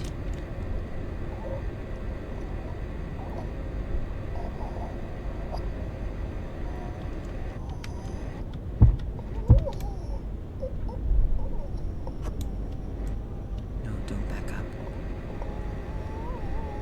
Just do that.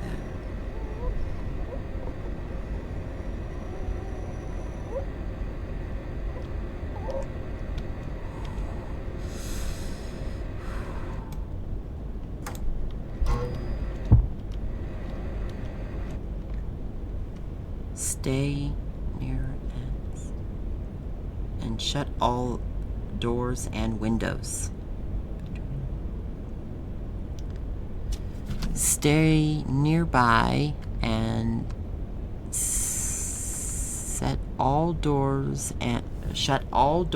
and windows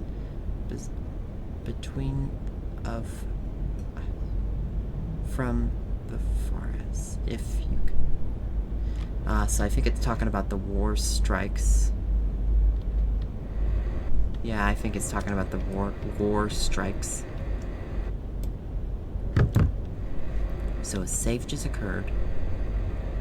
Yeah, there's where those little fuckers are. How is that not any sound? Now how are we going to avoid this sack of shit? I bet you were gonna have to, like, go around him. Perhaps.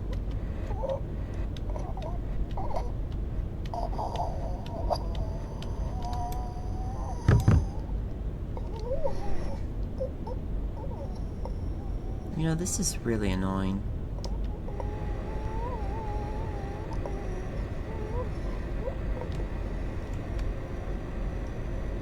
So I think we're gonna have to do the beep beeps. Oh boy.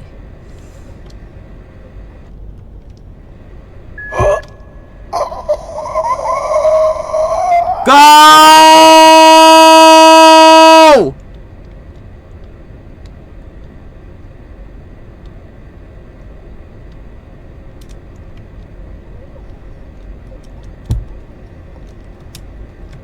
Fucking get the fuck up!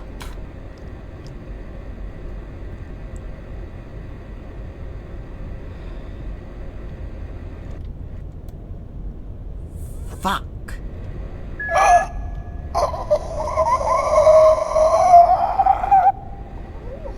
Can I climb up?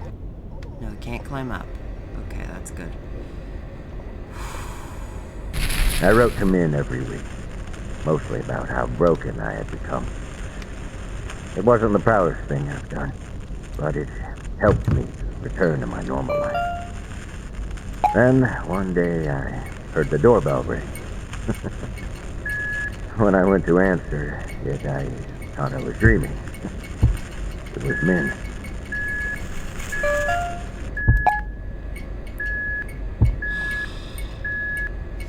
So I'm gonna have to back up because I can't turn. Could those fucking lights not do that, please? Thank you. Okay.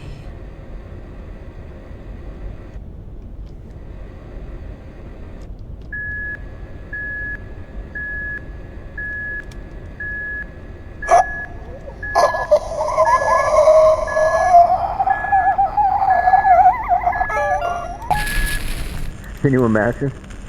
I complained so much about how miserable I was that she flew 5,000 miles to fix me. She really couldn't stand watching people suffer from this ugly thing called war. But, in the end, she also became its casualty. Oh boy. So at first I thought the protagonist like killed her or something, but I think it is not that. And I think our protagonist actually blames himself for a lot of things that was not his fault at all.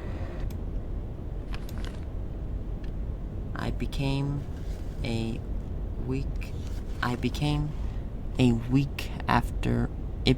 week after the accident. Now, unusually to even walk properly. Now unable to walk properly. I spent most of the days in the house downstairs in self-hate. However, you never stopped saying goodbye to me as you left for school. You would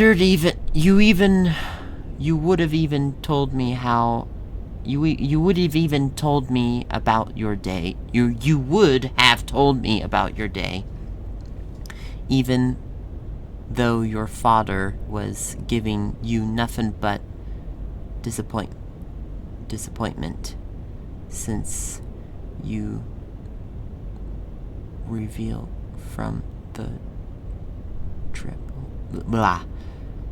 I could have what I crossed was the only thing that gave me the strength to get up in the morning. Then one late night I was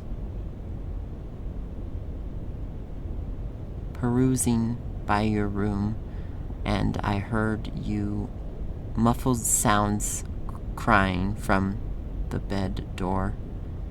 It didn't take long to realize that it was the sounds of you crying into your pillow.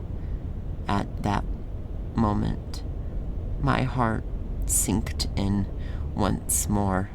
Not only did I take away your mother, I had taken away your right to grieve.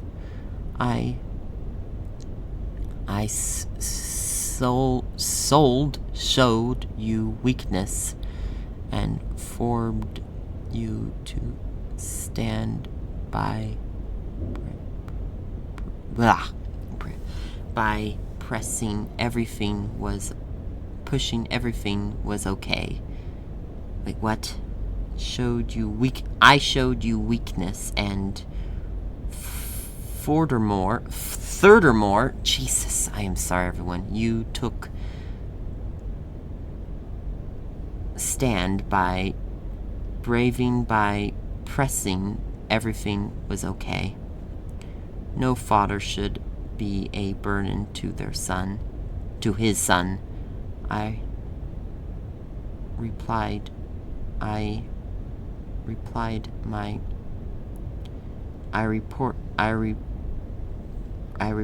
my business. I got my Vin moment fulfilled. Oh my god, TJ, shush. So I can begin my weak heir to my call. If I had to stand, I stood. Nothing I built of could have sold. I had replaced for the strength you have shown for me. Oh boy. How big is this alternate basement? Oh boy. So they can't see us, but they can only hear the beep beeps.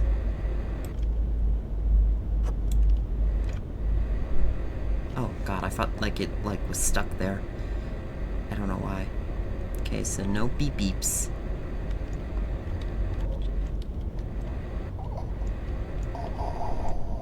I won't be Adam's burden.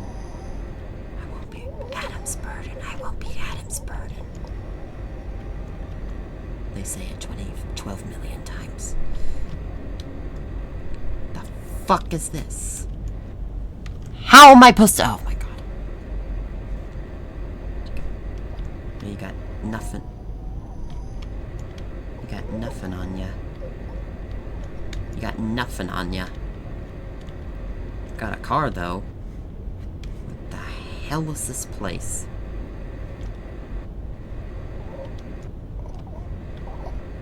So they just kind of float around. They just float around.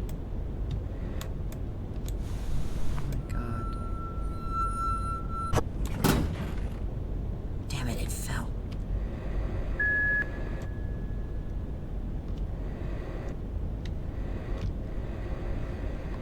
We are so fucking lucky that they didn't fucking hear that.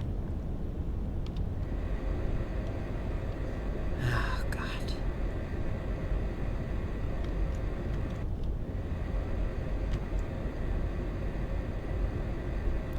I mean, extremely lucky.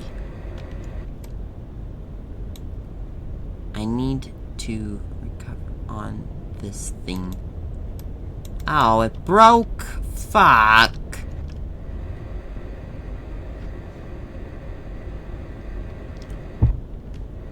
No, don't back up. These fucking fellas are here.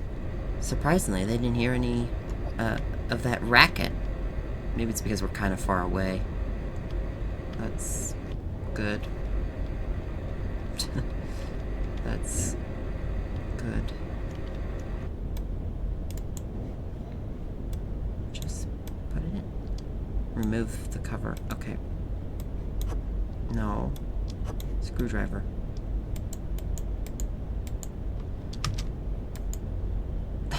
It gets so broken after you fail.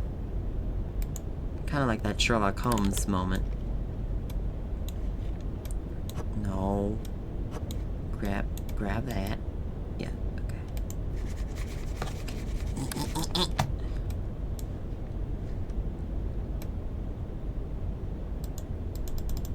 Oh god.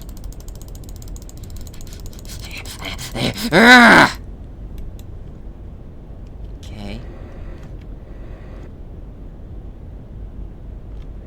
What?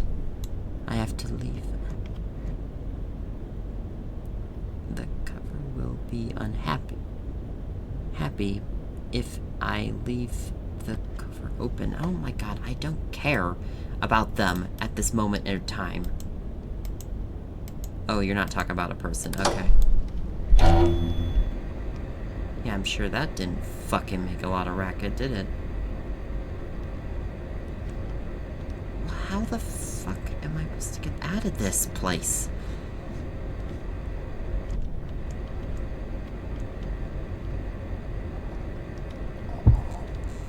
Fuck. They're right behind me.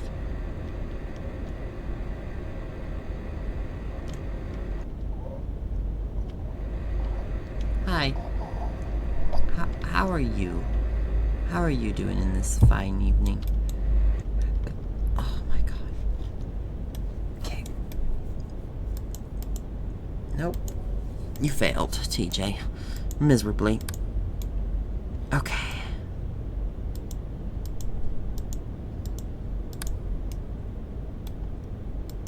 Is all of them fixed? Oh god.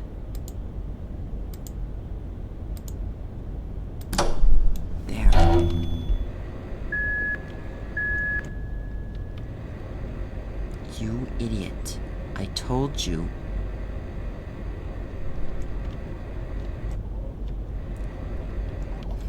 May I go across you?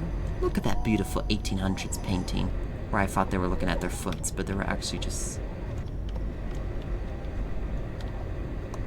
they were just looking at a book, as you do. Oh god. Okay, grab the thing.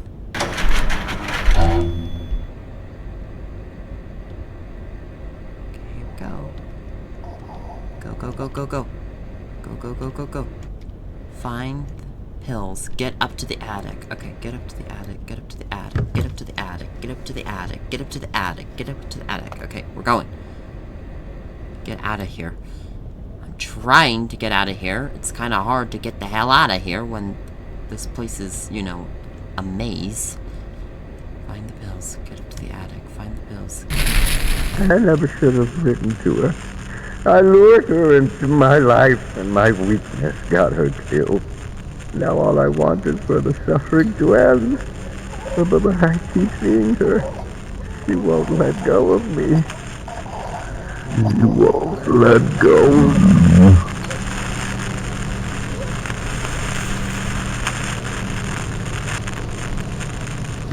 Okay, the battery's almost over. Back away! Back away! Okay.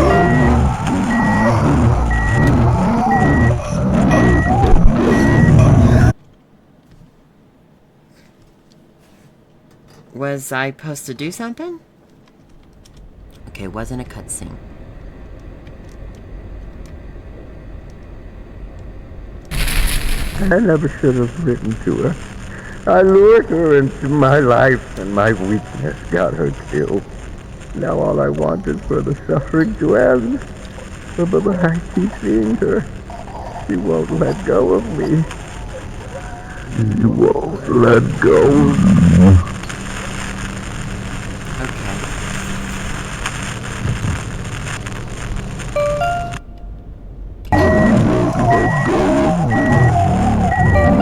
Back up.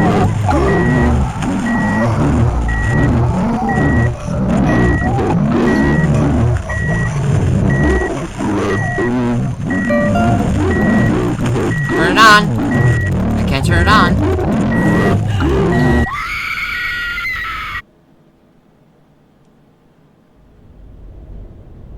Holy fuck.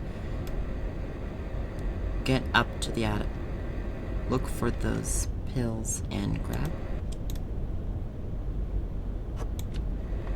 What is happening? Oh.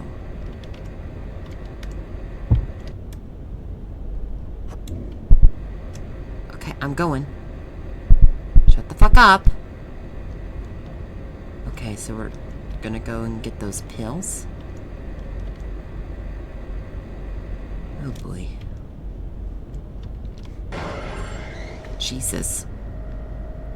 It's gonna swab the shit out of me. When you were little, you use your grandfather's put in the garage as if it were your own secret hiding out. No matter how much we told you it's dangerous to play there, we would always find some of your toys living in that dark hole. I still don't understand why you choose that dark and dismal place as a hiding hole, but then again, there's nothing more suspicious or secretive than a dark and dismal place for keeping your own little secrets.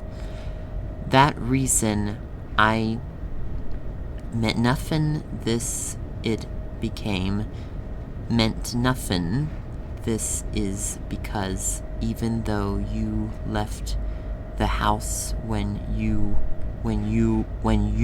married Kate, I know it still hold a special place in your heart. I can feel it by the way you touch it or treat it. However something breaks in this house, you fix it without even a complaint about how old it was. You even got it improved with doors opened and new wiring left. It was if you were asking it to take good care of your old man. Now this house is yours. Who knows? Maybe you and Kate can take this place into nice village home, and little Tommy can make his own secret hiding hole somewhere only he can appreciate. This house deserves to be filled with love, and I believe your family will make that whole once more. Nope. Okay. Take it off. Up. Okay.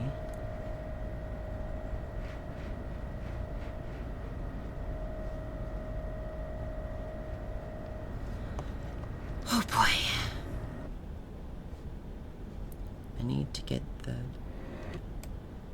outside of the guest room. How the fuck do we get into the guest room? What was I supposed to do in the guest room? Yeah, that's sweet, but... that's sweet and all, but... what am I supposed to do? Okay, so we're in the guest room. Okay, basement.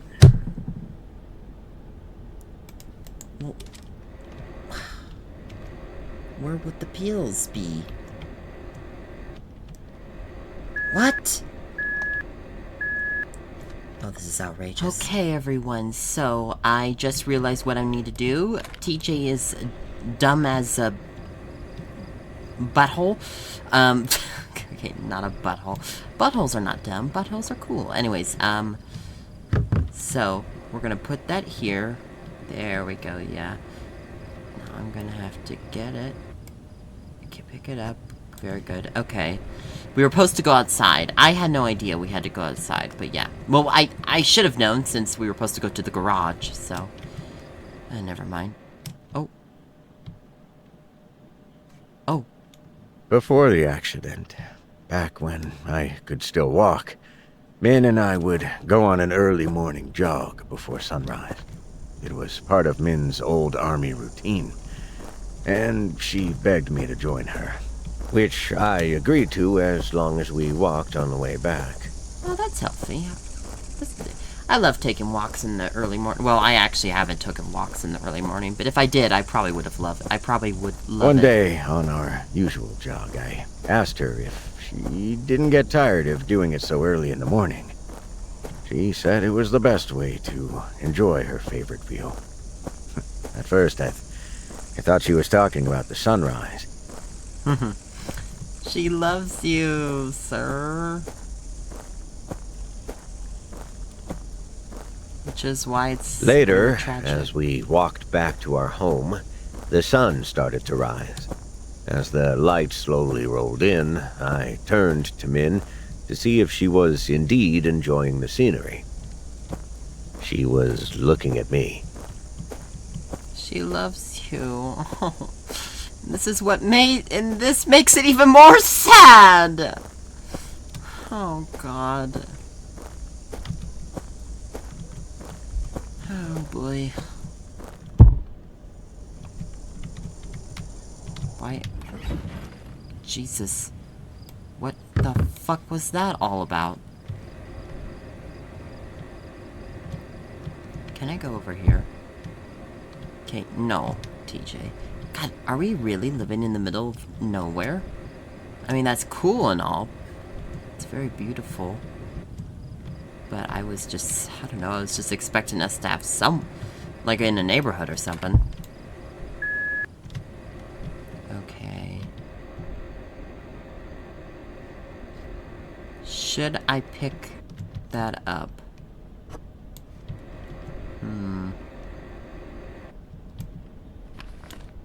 Okay, the sins of Baron Thorne.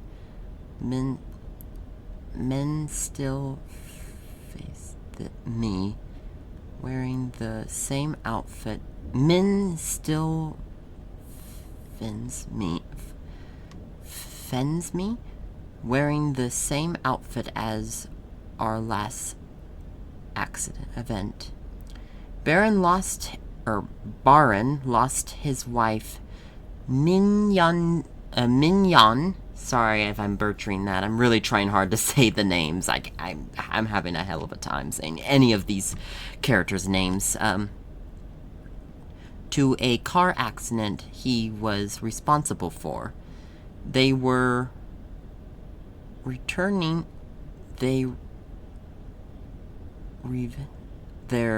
From their anniversary dinner.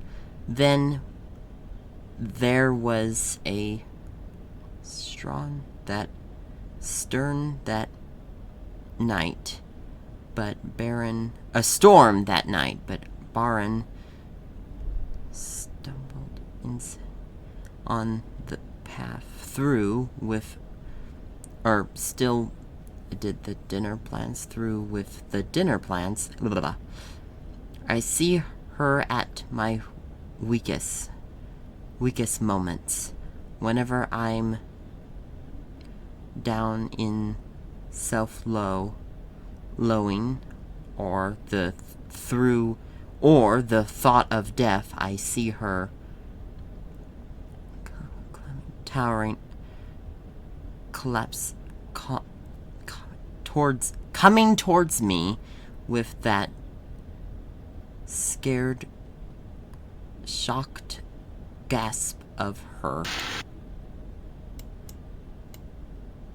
Oh, it changed. Ah, this is what it actually was, but this is him. Okay. I could barely read the last note, so I definitely won't be reading that, and I apologize so much, everyone, in advance.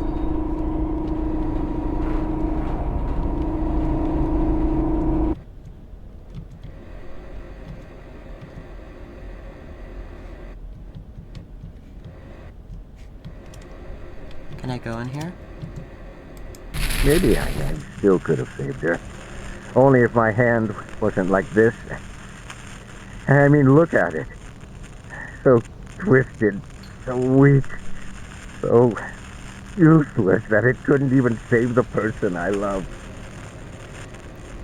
You just look at it. You just look at it. You Just look at it. Oh, it's gonna just repeat that. Just look at it.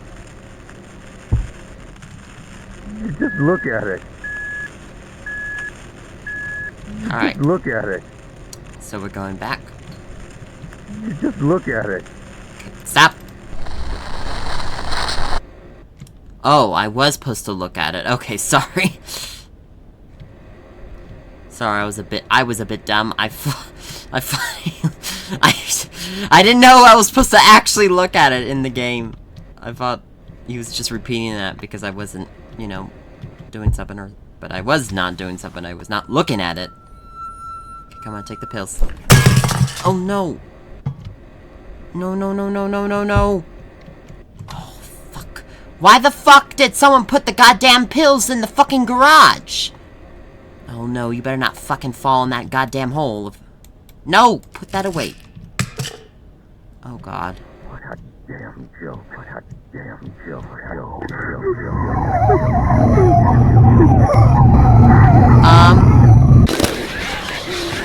Oh fuck. Oh god!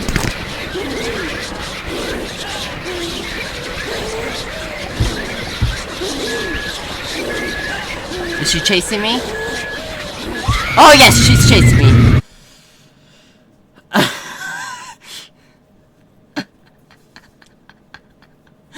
Ah, God.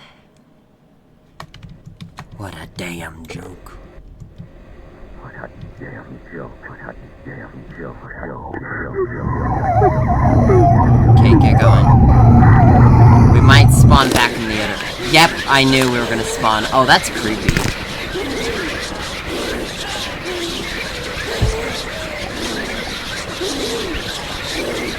Lynn! That's not her name. We could talk about this, honey. It was an accident. Accidents happen. Fuck.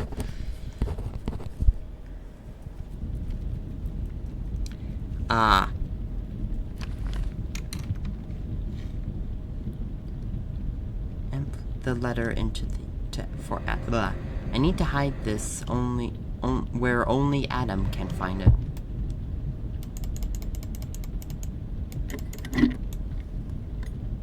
Okay. Where's the fucking note? No. Put that away. There. I need to take... Okay. I finally had enough. Oh god, what are you gonna do? Oh, so there's one more pill right there. So we need to get that pill. Okay. Get the pill from the safe in the study. Okay. Will do, sir. Will do. Okay, did the window just... What the fuck just happened? Oh, there's a little gnome! Look at that, it's a little gnome! That's cute, I love it. Oh, excuse me, sorry, that was a bit disgusting. It's a yellow gnome. I love yellow gnomes. Look at that. Look at that little gnome. Look at that little gnome. I should have done the other way, but look at it. Look at it, such a cute gnome. A little cute little gnome. I love it. I love that gnome. I love you, gnome. Okay. Okay. Get... Oh my god, the controls sometimes can be fairly annoying. Okay. I hope that was just our vision. Oh, we tried to kill ourselves. Oh my god. Okay, yeah, I forgot there's suicide in this. Sorry, everyone. Probably should have warned that, but I forgot, okay? I'm sorry. I'm sorry. I didn't mean to. This is it. Honey? Yeah?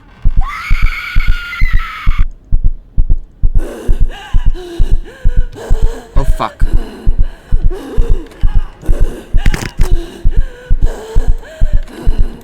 Go, go, go, go, go. Fuck! These chase scenes are extremely difficult to navigate. Okay, go.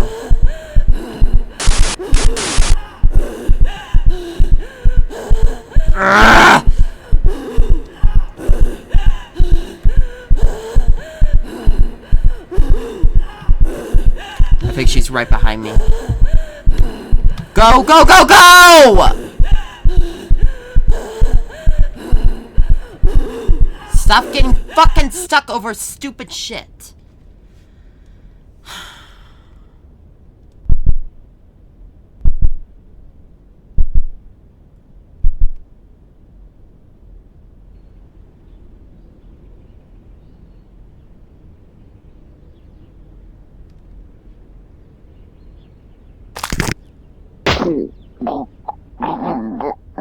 Oh god. Oh, yeah, he sucked. What? Why won't you let me go? I just want to be with you. Oh my god. That's how he fell from the stairs. How about we go up the attic when we get home? The attic? Why? Oh, you mean our super romantic hideout. Man, it's been a while since we used that place. Since tonight was so special, I thought we could end our anniversary there. Do you remember? Oh You shit. looked like a little girl when you first saw that attic. Haven't I told you? When I was little, I lived in a house with a small attic. My brothers and I used it like our own playroom. When I saw the one in your house, it felt like I was back in my old playroom again, just much bigger. And that's why you started redecorating that dusty old place immediately after we married? Well, at least I didn't cut out the floorboard to make a secret attic wine cellar. Oh, right. How did I forget about the wine hole? Oh, I should check if we still have a bottle left inside. No! I mean, I already restocked it this morning, so there's no need for that. Oh, okay. You really prepared a lot for tonight, but why are you acting so strange? Did you hide a surprise gift there or something? I don't know what you're talking about. So, are you in or not? Okay. I just hope Andrew goes to bed early tonight. Don't worry. He always Sorry. goes to bed before 10. Sorry, that was a really disgusting laugh. Honey, Yeah? happy anniversary. Oh Some god. scars never heal. They'll keep rupturing and rupturing until the bleeding soaks even the ones around you. Oh my god.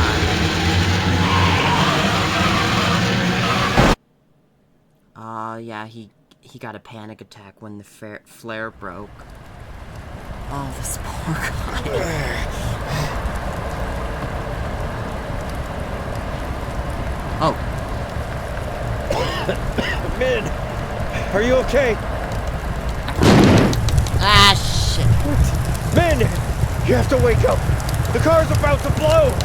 Come on! Oh. Oh, we can't do it. Min! Thank God. We have to get out of here right now! Let me just get the seatbelt. There! Oh, his hand, yeah. It was his hand. Min? What? No, Min, stop! What are you doing? I can get you out! Please, don't do this to me! Don't do this to me!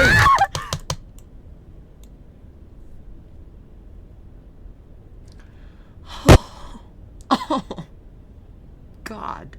I kept falling and falling until I got caught by a branch. I opened my eyes. My head was facing down the cliff, and all I could see was complete blackness. From the above, I heard the sound of the burning car.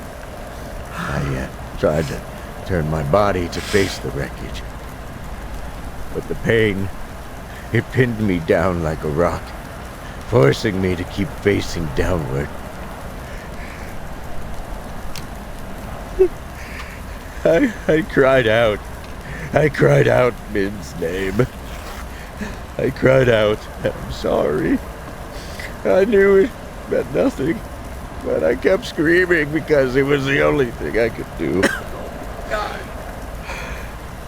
soon my lungs gave out, and I could not even do that, except helplessly stare into the bottomless darkness while listening to the fire eat away Min's body from behind me. Oh, God.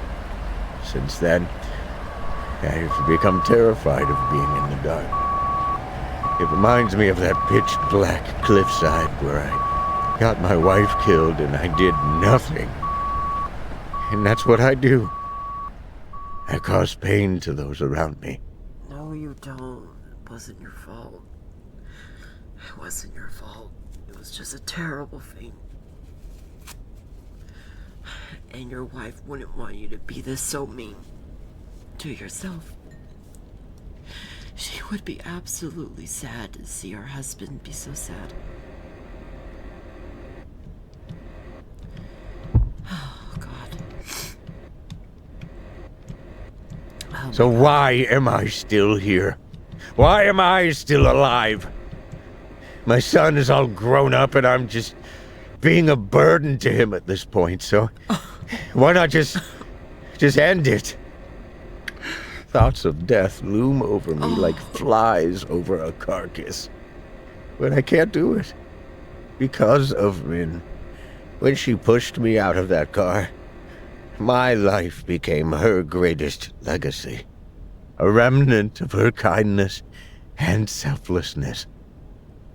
If I die, she will truly be gone. That burden is the only thing that is keeping me alive now. Whenever the thought of death draws closer, the memory of Min's sacrifice pushes me away from it. Back into the world where Min no longer exists. I just hope that one day she will finally allow me to join her. Oh my God. And the worst part is every time we see her ghost, or her monster, or PDS, I don't know, whatever you want to fuck to call it. Whenever we see it, it's her pushing her husband away. Oh my God. That is so fucking... Oh my God. I can't. Sorry everyone, I'm trying really hard not to cry. Oh. Okay.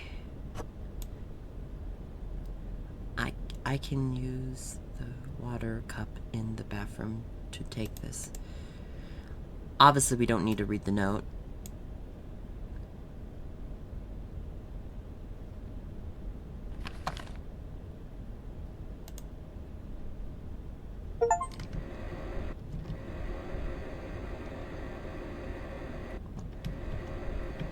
Obviously, we don't need to remember all the note, or read that note, because we already read it.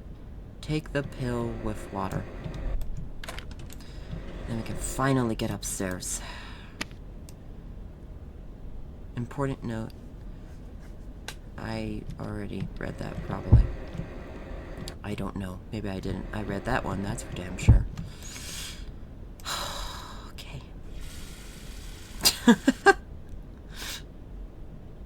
Okay, where's the bill? There's the bill.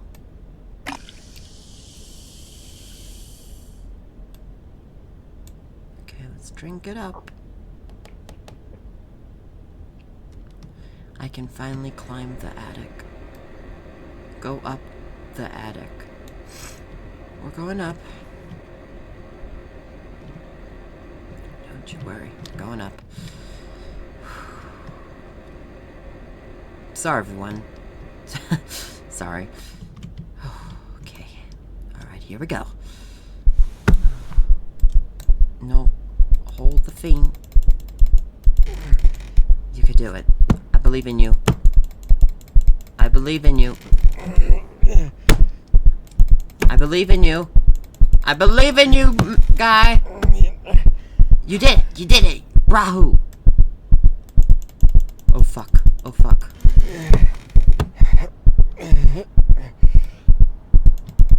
Oh, he can't move that much. Oh, God, jeez.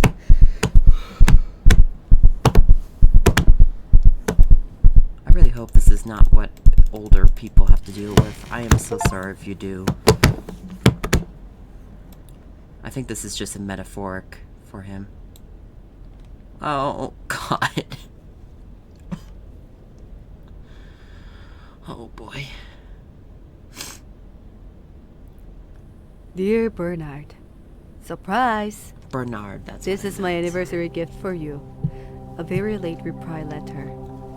I wanted to write back when I got confident with my writing, but after what you said after the carnival, I decided to finally try.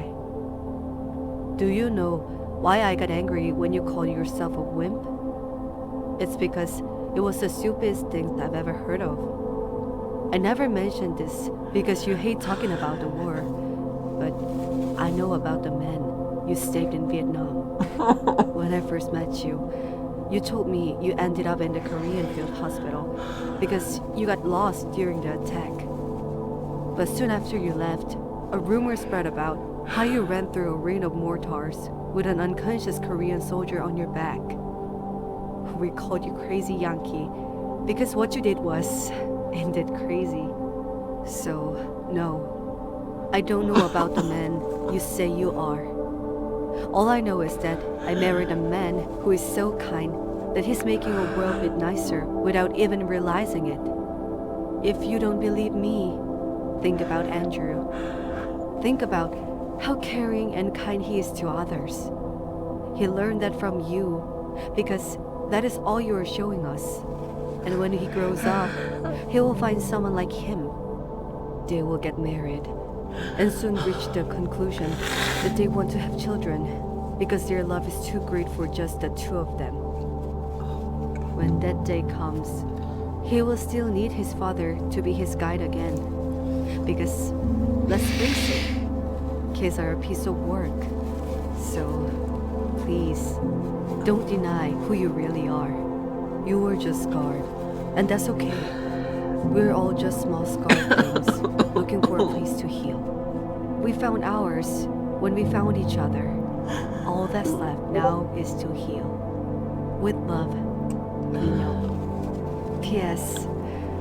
Don't be surprised when you look at my face, because it should be so red right now.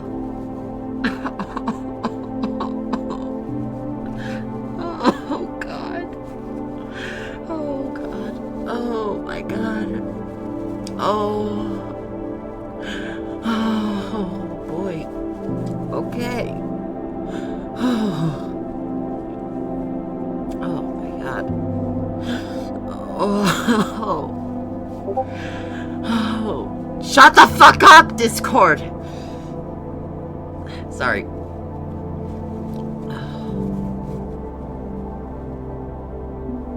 Oh, wow. Oh, so this is a Korean game. That's cool. I didn't know that. But I probably should have known. Oh, God. I am so sorry, everyone. Well, my allergies might be fixed since I blowed tons of boogers out after that. Oh, my God. Oh, my God. Oh. Oh. Come on, stop. Dad, what are you doing here? How did you even... Come on. Dad. Oh. Hey. Hey. It's okay. It's okay. Oh, my God.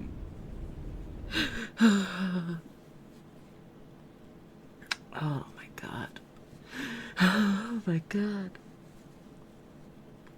Oh, my God. Okay. Okay. I need a moment, and then I'll give you my review. Okay, so that was Letters of Bernard Thorne. I apologize so much for messing up the title of the game, and thank you very much. I'm gonna also mess up this as well, but thank you very much to Korean Linguistics Lab for making Letters of Bernard Thorne. Jesus, I'm so sorry. This was really good. Oh, this was amazing. The story was so God, it just hit it very hard. And that's a very Gen Z way of saying it, but you know what I mean. Like, it was intense. It hit hard. It hit hard. Okay, not that hard, but you know what I mean. It was pretty intense. It was really intense, and the story was very well done. I love in the beginning of the game, it seemed like we did like something really terrible. Like all the ghosts were blaming us for, you know, the stuff that happened in his life. But the thing that I like is as we progress, we find out more and more about our main character, and we just find out that the reason why it seemed like everything was blaming us was it was not because we did bad stuff. It's because we just have a lot of, I don't know, the main character, Bernard, has a lot of hate for himself. He, what is the word called? Like, self-doubt, I guess, or has very low confidence in himself. Like, he doesn't really appreciate himself. Like, he blames himself for a lot of things that, you know, was really, if you really think about it, wasn't his fault at all. I mean, yeah, it really sucks that the soldier that he was working with died and his face got exploded, but you know, that's what war is. And yeah, you could say it was kind of his fault because he was ducking down, but you know, would you be ducking down too? I mean, no, war's not fun. War's not fun, especially if you know the history of the Vietnam War. It was an absolute disaster. I think it started because I think it started because, there were some, and now I am not a historian, so please take my information that I'm about to give with a grain of salt and do some research on your own, and you're totally free to correct me because I do not know the story very well, but from what I've heard, it started with Vietnam protesters that were protesting against, I think, the Vietnam government, and Russia got involved, and since we were, you know, since this happened in the 50s and we were doing the Red Scare thing, that's how we got into the Vietnam War. And I'm not saying it was necessarily, I'm not saying that it was, well, it was bad, but you know what I mean. I'm not saying that the fear of the Red Scare wasn't necessarily valid, but a lot of it was mostly propaganda. I'm pretty sure most of it was propaganda. I think it started because everyone was terrified of Nazis coming back or something like that. I don't know anything of the history, so again, my information could be completely wrong, so please take my information as for a grain of salt and do some research on your own. And I will be doing some research because I genuinely find that stuff fascinating. I love history. Well, I don't find, you know, people dying violently fascinating. I find that tragic.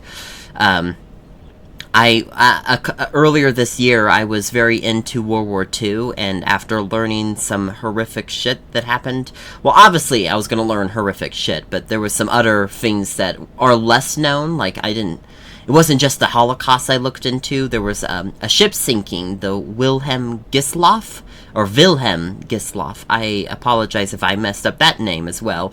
That was a ship that sank in January 30th of 1945, and I don't know why, but that ship sinking just made me really sad. And then the more you look into the wars, the more it was just like, holy shit, this is just nothing but fucking depressing. And then, of course, the Holocaust, and just, I had to take a break from World War II. I was getting very depressed the more I learned about it, so I took a little break, but so I'm just saying that I'm not, like, fascinated of world tragedies. Okay, I am a little bit, but not in, like, the, you know, creepy, gross way. More like, how could this happen, and what happened, and how did it happen, and what did they, you know, I like knowing the investigation parts of it, and I like knowing the events, and I guess maybe I do like the tragedies in some ways, because I'm just a sick fuck, but, well, I don't like that people die, you know what I mean. It's kind of like the true crime. You absolutely hate that people got murdered, but you are fascinated at the whole situation. I'll just say that's the same relationship I have with with tragedies. Is like, I'm fascinated about it, but I absolutely hate that it happened in the first place. So yeah. Anyways, sorry. Back to this. So, just knowing some of the context of the Vietnam War, you can't help but really feel bad for all of the soldiers. Even the Vietnam, well, of course the Vietnam soldiers, but of course everyone. I actually didn't know that there were Korean soldiers in the Vietnam War. I don't know if that's necessarily true. I'm pretty certain it was true that there were some Korean soldiers, so I'll look into that as well. I want to learn a little bit more about the Vietnam War, to be honest. It sounds like it was a pretty, well, of course it was a big conflict, but from the things I've been hearing and the things I've been told, it sounds like it's a pretty big conflict that probably should be talked about way more than it does. And I know everyone's like, oh, but it does get talked about a lot. Yeah, but there's a lot of other things that happened in the Vietnam War that don't really get mentioned as much, that I think is worth mentioning. But yet again, I just said that we don't mention certain things in World War II, so I guess that's just the natural thing of just media not talking about everything, I guess. I don't know. But nevertheless, yeah,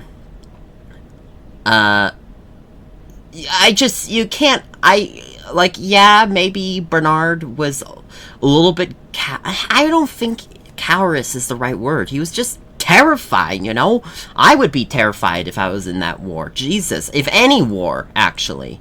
Not just one war, but any war. I can't imagine how just this amount of stress even going into the, like, not even in the battlefield, like, not even in the first lines, just in the helicopter or the bus or wherever the soldiers get taken over to the fighting area. I just cannot imagine the amount of dread you feel when that happens.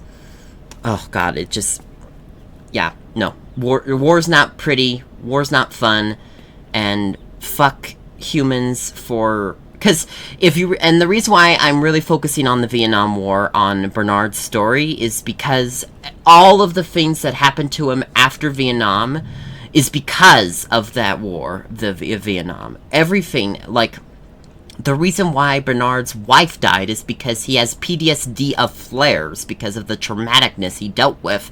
And so when someone shooted a flare, he went crazy and crashed the car and blamed himself. And it wasn't his fault. It was his PTSD. And, you know, it just wasn't his fault. He wasn't a disaster. And it's very heartbreaking. I'm already getting sad now by even talking about it, but it's very heartbreaking to hear him be so mean to himself when all of the things that he dealt with was not even close to his control. I guess you could say maybe he should not have gone into the war in the first place, but you're talking about a guy that was born in 1941 or 42, 41, somewhere around then. He was born then, and we all know how society's expectations back then were not the best. So, and it literally took till the end of Vietnam where people were like, maybe we shouldn't, you know, maybe push everyone to war or to battle. Only people that truly want to fight and understand the stakes to a certain degree, you know, like, I don't know. I feel really bad for our main character because his entire life was ruined by Vietnam. He can't handle being in the dark. He can't handle being in flares, and I just can't imagine how many soldiers in all war really have had some form of scars, and it's disgusting.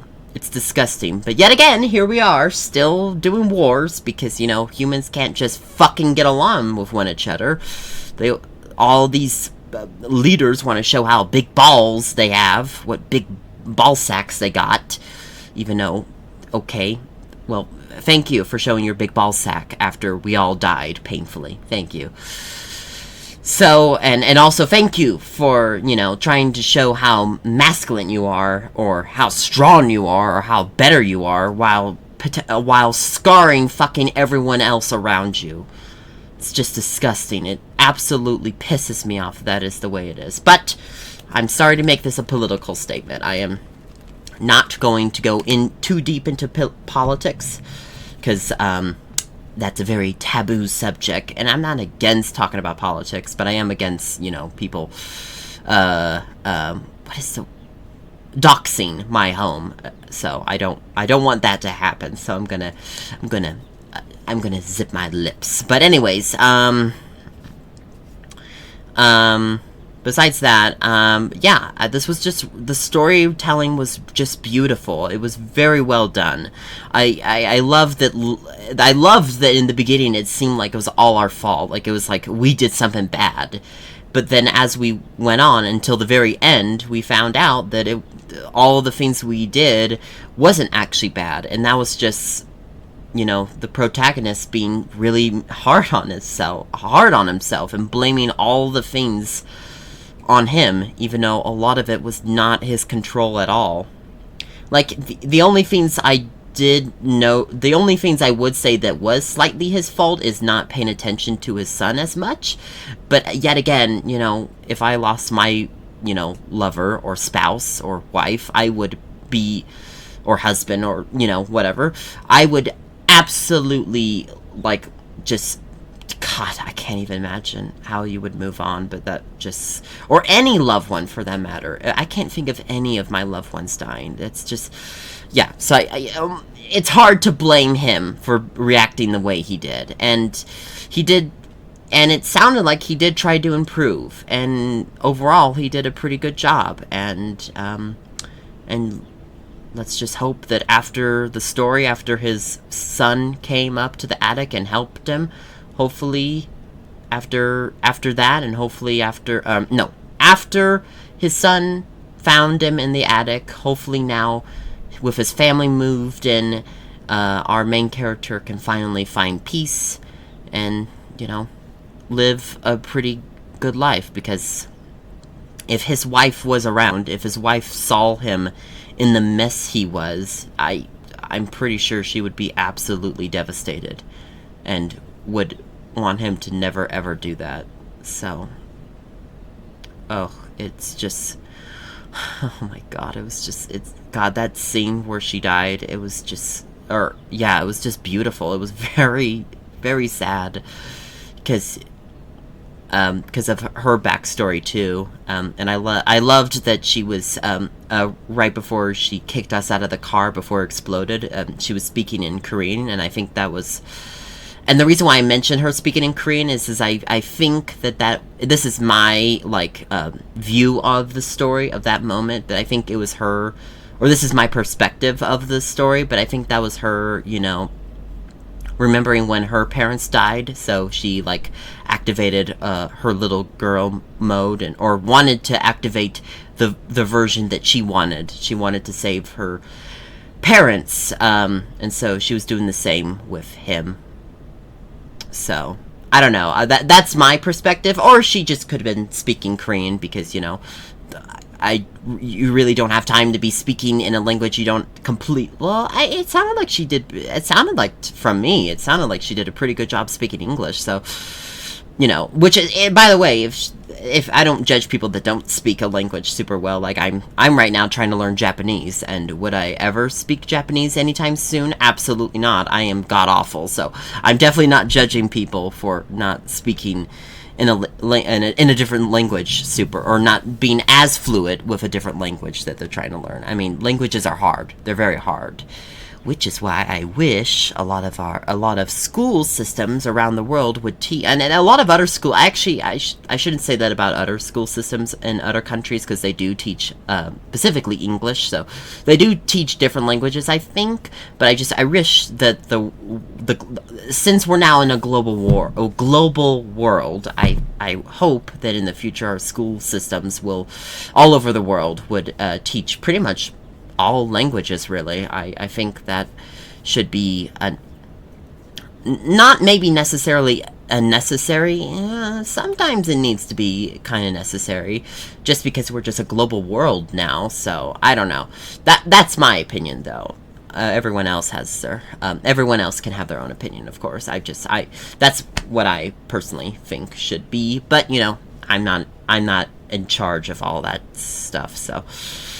Anyway, sorry, I got less focused, but I don't know, I don't know, for some reason, I liked that they add her speaking in Korean in that moment, and I think they did it because it was like her going back to when her parents were dying, or when her parents died, and so she was like trying to be the version that she wanted to be in that moment back when she was a little girl, and help her, you know, loved ones not die. And if that's the case, if that's the reason why they made her speak in English in those very last moments, then, or not English, sorry, speak to Korean in that last moment, then that makes it just 10 times more sad. Oh my god, it really does. And judging by the storyline, judging how this story was written, I wouldn't be surprised if that was the case at all. I'm gonna be completely honest. That's my personal theory, though. It's not canon. I liked that they added that. I'll just say that. I liked that they added that. I think it made that moment even more stronger. I don't know. That moment would have still been strong, but it was even more stronger, and I don't exactly know why. Or I do know why. It's because of the context of her past, but maybe it was just not related at all. I don't know, but I liked it. Nevertheless, this entire story was just really good. I will talk about the gameplay mechanics really quick, but I just want to finish the story. But I loved that in the beginning, it seemed like everything was blaming us, like it was all our fault, like we did something god-awful.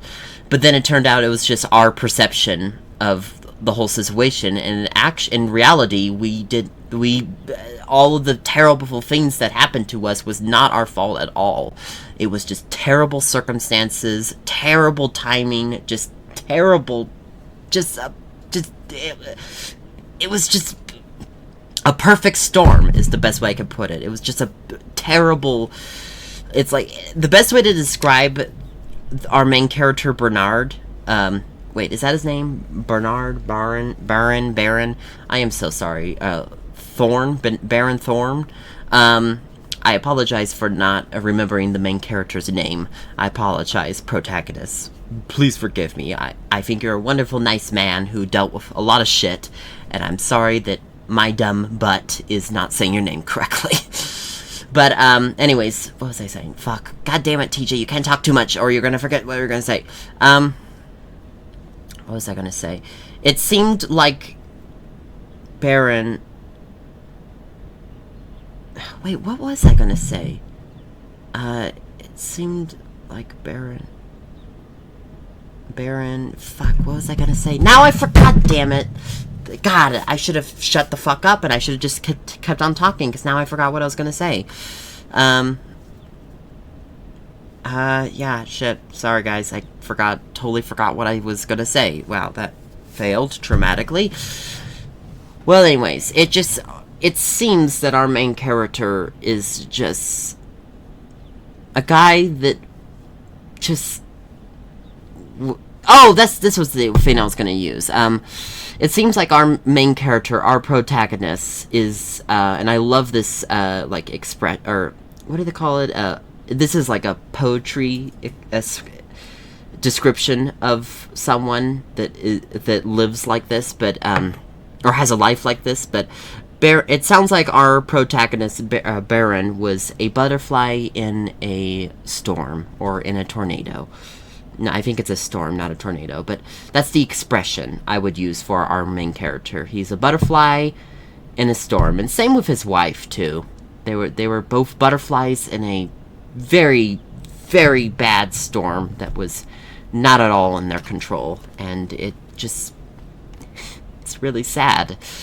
It really is sad that some people just have lives like that, where they're just born in just terrible circumstances, and the rest of their life is just nothing but misery in one way or another. And I wish our world wasn't like that. I wish everyone got to live the life I guess I have, where I'm so far my life has been nothing but very peaceful and a lot of fun, and I wish everyone could have that. I wish everyone could have that, because everyone deserves the life I've have, and I thank my parents so much for raising me in such a way, in such a good, environment, and it's really sad to hear that other people don't have that. It's hard to hear that some people just don't have people that love them, but there's not weird cases. There's just a lot of stories of people just born in just the most worst circumstances. That it could be a terrible family members, it could be just terrible circumstances, it could just be life just fucking sucking sometimes, and other pieces of shits making wars for unnecessary reasons, but just to show that they got big balls.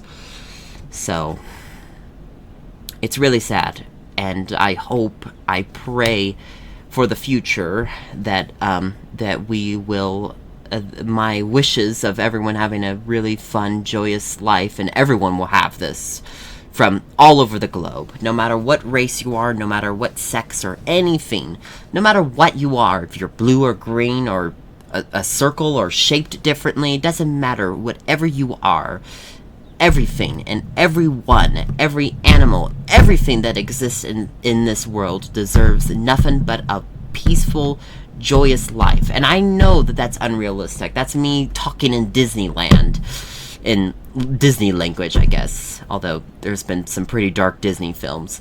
I understand that can't always happen, but there's just times where it seems like this world is just purposely making things more worse than necessary.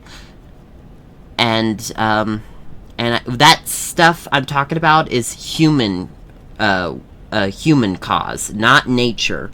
Nature can be brutal. Nature can very much be brutal, but nowhere in hell nature has been the thing that has been the most brutal in our human existence is not nature, us humans ourselves. That has been the true, actual villain. Us just not getting along in this world, and not helping one each other, and not doing the bare minimum of being just a decent, species.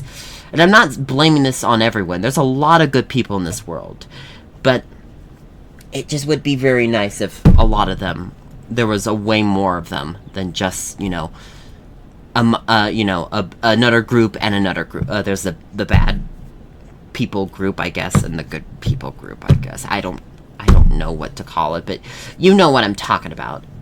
It's just sad. And in return, it just ruins people's lives, and it's not just related to war. This is related to money. This is related to all kinds of things. And I think this is very important subjects that I have an extremely hard time not talking about, because I think it's very important to mention all of this, and I think it's very worth to spread the word. And I know the word is being spreaded about, human corruption for a very long time, but I can't stay silent. But I do stay silent with my views sometimes, because I don't want to, burden people with my views, or I don't want my family to be hunted because I had a political view that a certain group won't like. Like I don't want to be doxxed. It's like that is what turns me off. But I hate that, because that is preventing people from talking. Or harassment. Even harassment is... We really need to talk about how harassment is really ruining people's right to speak. Because harassment should just go completely. And I know some people will say, oh, but there's some people that deserve harassment, like serial killers or rapists. And it's like... Or, excuse me, grapists, I should say. Or grapists, sirs, or whatever the sensory word you have to say. I understand that, but you harassing them, yeah, they're a terrible piece of shit, and no one will really give a shit about them when they die because they're serial killers, but and they did terrible shit, but does that make you any better to harass? Like, is you harassing makes you better than the serial killer?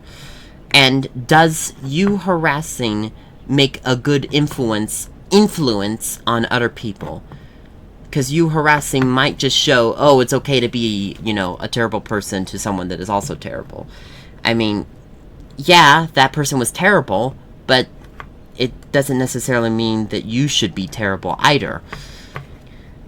I don't know. It's a complicated subject, and I do think we really should talk about it in our society. So, and not just in, you know, America, but all over the world. I feel like this is a subject that really, there's a lot of subjects that the whole world really needs to talk about.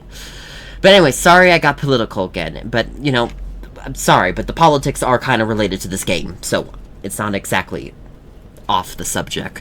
But back to the game. Anyways, now I'll talk about the gameplay. The gameplay mechanics were relatively okay. I was expecting them to be pretty bad. The only time I really hated the gameplay mechanics was when I was being chased. Or not chased, I was trying to fix the fuse box, and that monster with the hole in his face was like coming behind me, and it took so long to turn, and also you would just be absolutely fucked if that monster got really close to you, because then you couldn't even move closer to the nearby lamp machine to turn it on from your tablet, and then that monster won't go away. So basically, that area you could easily get stuck, and that sucks, and that section I did not like. But for the most part, this whole game was really good. The gameplay was relatively good. Sometimes it got a little complicated, but about a little while of, you know, getting used to it, it was actually pretty easy, and I actually really enjoyed it. So, and I liked the different mechanic. I liked that instead of us just walking, we were using a wheelchair. I think that was a very smart decision from the developer team, so thank you very much, developers, for doing that tactic, changing it up for the horror industry, because that, I don't know, I thought that was a cool mechanic. Instead of, you know, walking, you use a electronic wheelchair, I guess, or motorized chair. I forgot what they're called, but you know what I'm talking about. The thing that we used in the entire game. So, excuse me. And besides that, I can't really say much about the game mechanics, because there wasn't very much besides that. The only thing that was really important to this game, really, was the story. And I'm not saying that the game as a whole wasn't important. I'm just saying that the one factor that is the most important with everything, in my opinion, not just games, but just in movies or shows, is the story. And the story was just, it was very good. It was very good. This was a really good story. This was a very good story. The writing in this was, just amazing. It was really, really good and very deep. I loved it. It was really good. God, every time I think about it, I get, like, really sad and really emotional. And I can't really exactly tell you why. Well, I can tell you why. It's because you just hate seeing these good people just have everything terrible. And what makes it worse, and what really makes it sad for me personally, is to hear this man blame himself for everything and call himself a coward and all that, when it shows otherwise. This man was not that. This man was a good person, and for basically his PTSD and his brain just making these monsters because of his self-hate and guilt, is just, it's really sad. It's just really sad. The amount of hate and guilt he has towards himself. It's just, wow. And then when we read the note, it was just you could just tell that this man has suffered with those thoughts for so many years. So many years. Like, it sounded like it kind of cooled down when him and his wife married, and had a child, but after she died, it sounded like it just got worse and worse and worse and worse and worse, and then it was just that bad. It became a horror game, essentially. And then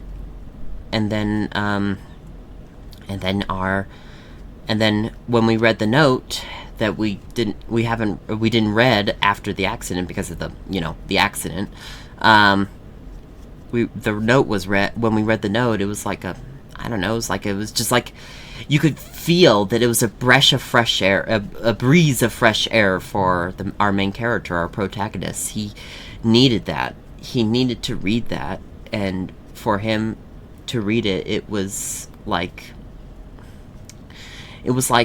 obviously the scars will never go away, but for him it was just nothing but just, it was like being released. It was like him coming to terms with all of it. He's still going to be very much scarred, but he healed. He healed, and his family came to help him, and yeah, it's just, the ending was very, very sad and very sweet, and I'm getting emotional again. So I'm sorry. It's just really, really sad. Which is why I hate wars. Which is why I hate terrible human beings that constantly are trying to make everyone else's life just a fucking living nightmare. And there is such a thing as hell. It's called terrible people. Terrible people make everyone's life a living hell, in one way or another. If it's, someone going and murdering a loved one, or someone raping someone, or a war, because two politician men or women, there has been some case, not as many as men, obviously, but there's been cases where women have done that shit too, where basically two politicians or two political parties or two whatever you want to call it, or some group or tribal group or whatever the fuck you want to call it, became against one another, and then boom, here comes a war. I don't know if I've ever told this, but there's a show called The Expanse. It takes place in the very far future, where, we have traveled in space, and the entire 21st century was us building, civilization in Mars. Sorry to spoil the story, by the way, but I just want to say this really quick. But the reason why I have a hard time watching The Expanse is not because it's a bad show. Absolutely not. It is a very good show, with some cringy moments, I'm not gonna lie, but all shows have that in some capacity. But what really makes me have a hard time watching The Expanse is just to see this tribalisticness with planet Earth and Mars, where the humans in Mars are, tribalistic against Earth, and Earth is tribalistic against Mars. And it's like, why is this necessary? First of all, none of you own this planet. You both came from Earth, and by the way, the planet Earth and Mars don't care. They're a planet, and they own the planet. Because they're the planet, if they were self-conscious, if they were actually, sentient, they would be pretty pissed off at us doing this shit, because they're like, hey, I own me. You don't own me. I own me. That's what Mars and Earth would be saying to us at that time. And it was like, it's just like, what is the point of being tribalistic? Why are you both being stupid little children with the fucking tribalist, not children, I'm sorry, let's stop being mean to children. You're being stupid little cavemen. You're being mean, rude cavemen that are thinking that Mars is better than Earth, or Earth is better than Mars, and just stop that shit. Fuck off. No one's better. Because there's no such thing as better, if you really think about it. Nothing's better. There's no such thing as better. That's our concept. That is our philosophy. Do you think anything else outside of this? Do you think the planets think that? Do you think the sun thinks that? Do you think the universe thinks that? No, because it's not sentient, and it doesn't have weird philosophies that were made because of our psychology, because of I don't know, just our survival instincts or something. That's stuff that we made. Just like, you know, the gender roles. Like, women have to wear dresses and men have to wear suits and have short hair and women have to have long hair. Although those two concepts are not was not, like, made by God. Some people would say that, but I think they're weird. Those concepts were made by humans. Humans made that concept. And same with who's better or worse. Who's the coolest and who's the loser. And all that fucking pathetic shit. That's a fucking human concept. Not a fucking actual concept. Is that an actual concept? If it is there an actual thing of being better than something else? Is that scientifically proven? Because from my recollection, it has not been proven. Because it's what? It's a philosophy that humans have made. It's a thing that humans have made. It's not an actual thing. Some people will say it is an actual thing. And okay, prove it. Because I don't believe that it's an actual thing. I think it's a human concept. Because if you really think about it, nothing is better than the other. It just is. They might have qualities that are better, but they also have other qualities that are less better.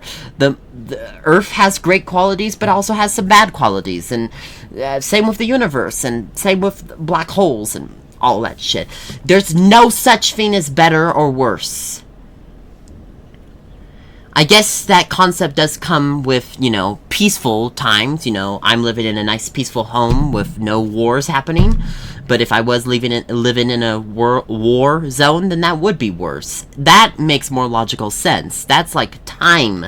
That makes sense for like situations and times. But with this silly nonsense of, oh, I'm better than this person and all that, that's just nothing. That's just a stupid, like, thing that humans have made that got to go. It has to go. We got to get rid of it.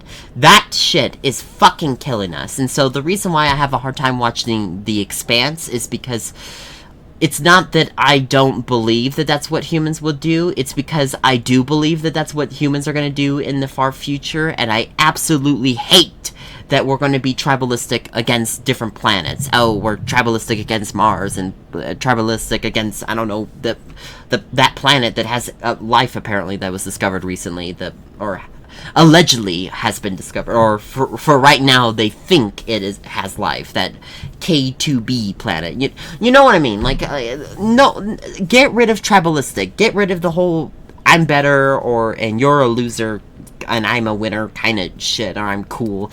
Get rid of that fucking shit. That is just petty, not logically proven concepts. It's not logical. It's logical in human concepts, but, you know, a lot of human concepts are not actual literal concepts. Like, for example, math has been proven to be somewhat of an actual thing that does work in this world. But does all math necessarily is like a thing that the universe goes by logically? Like, do year systems work in a in all over the universe? No, because years is a human concept. Math as a whole is kind of a human concept, but it uses, you know, actual evidence from, you know, space and nature and other stuff that shows that it is an actual concept that this world does follow with, but we just have kind of changed it a little bit to some other things that we do. So that's my point, is the better and loser and the tribalistic thing, that's all human concept. Does the world actually work that way? Does the universe actually work in that way? No, because that's just a human thing. That's not, like, it works in us humans, but it doesn't work in the universe. The universe doesn't work that way. So what I'm trying to say is if the universe doesn't work that way, if, you know, the world won't, like, completely explode and we won't have another Big Bang, if we stop, you know, being tribalistic. So what's stopping us from stopping to be tribalistic? Let's just stop being tribalistic. Let's find ways where we can get rid of that culture and just get rid of it. Get rid of that tribalistic bullshit. And I know that that's way more easier said than done, just because it's in our, you know, psychology. But it doesn't mean it's impossible. And if, you know, the universe won't end if we change that, then what? Then let's try to change it. The worst thing that what humans can do, and the worst thing that anyone could do, and especially the human race, is not change. When humans refuse to change, when you refuse to change, when I refuse to change, nothing good will come from that. That is you refusing the facts, that is you refusing to progress, and that is the true killer of progression. Is you not being willing to change. Change is scary. Don't get me wrong, change is very scary.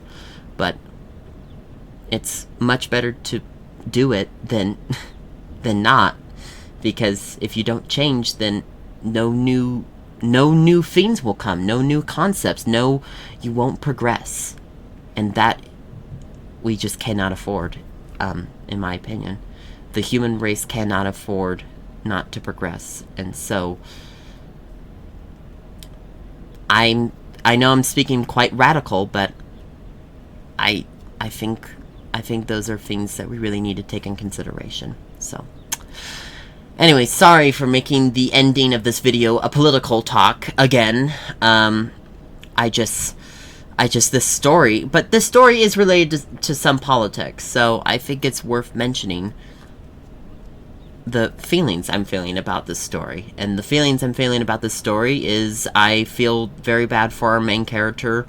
I feel very bad for our main character, Byron. I forgot his name. Bernard. Sorry, I always messed up his name.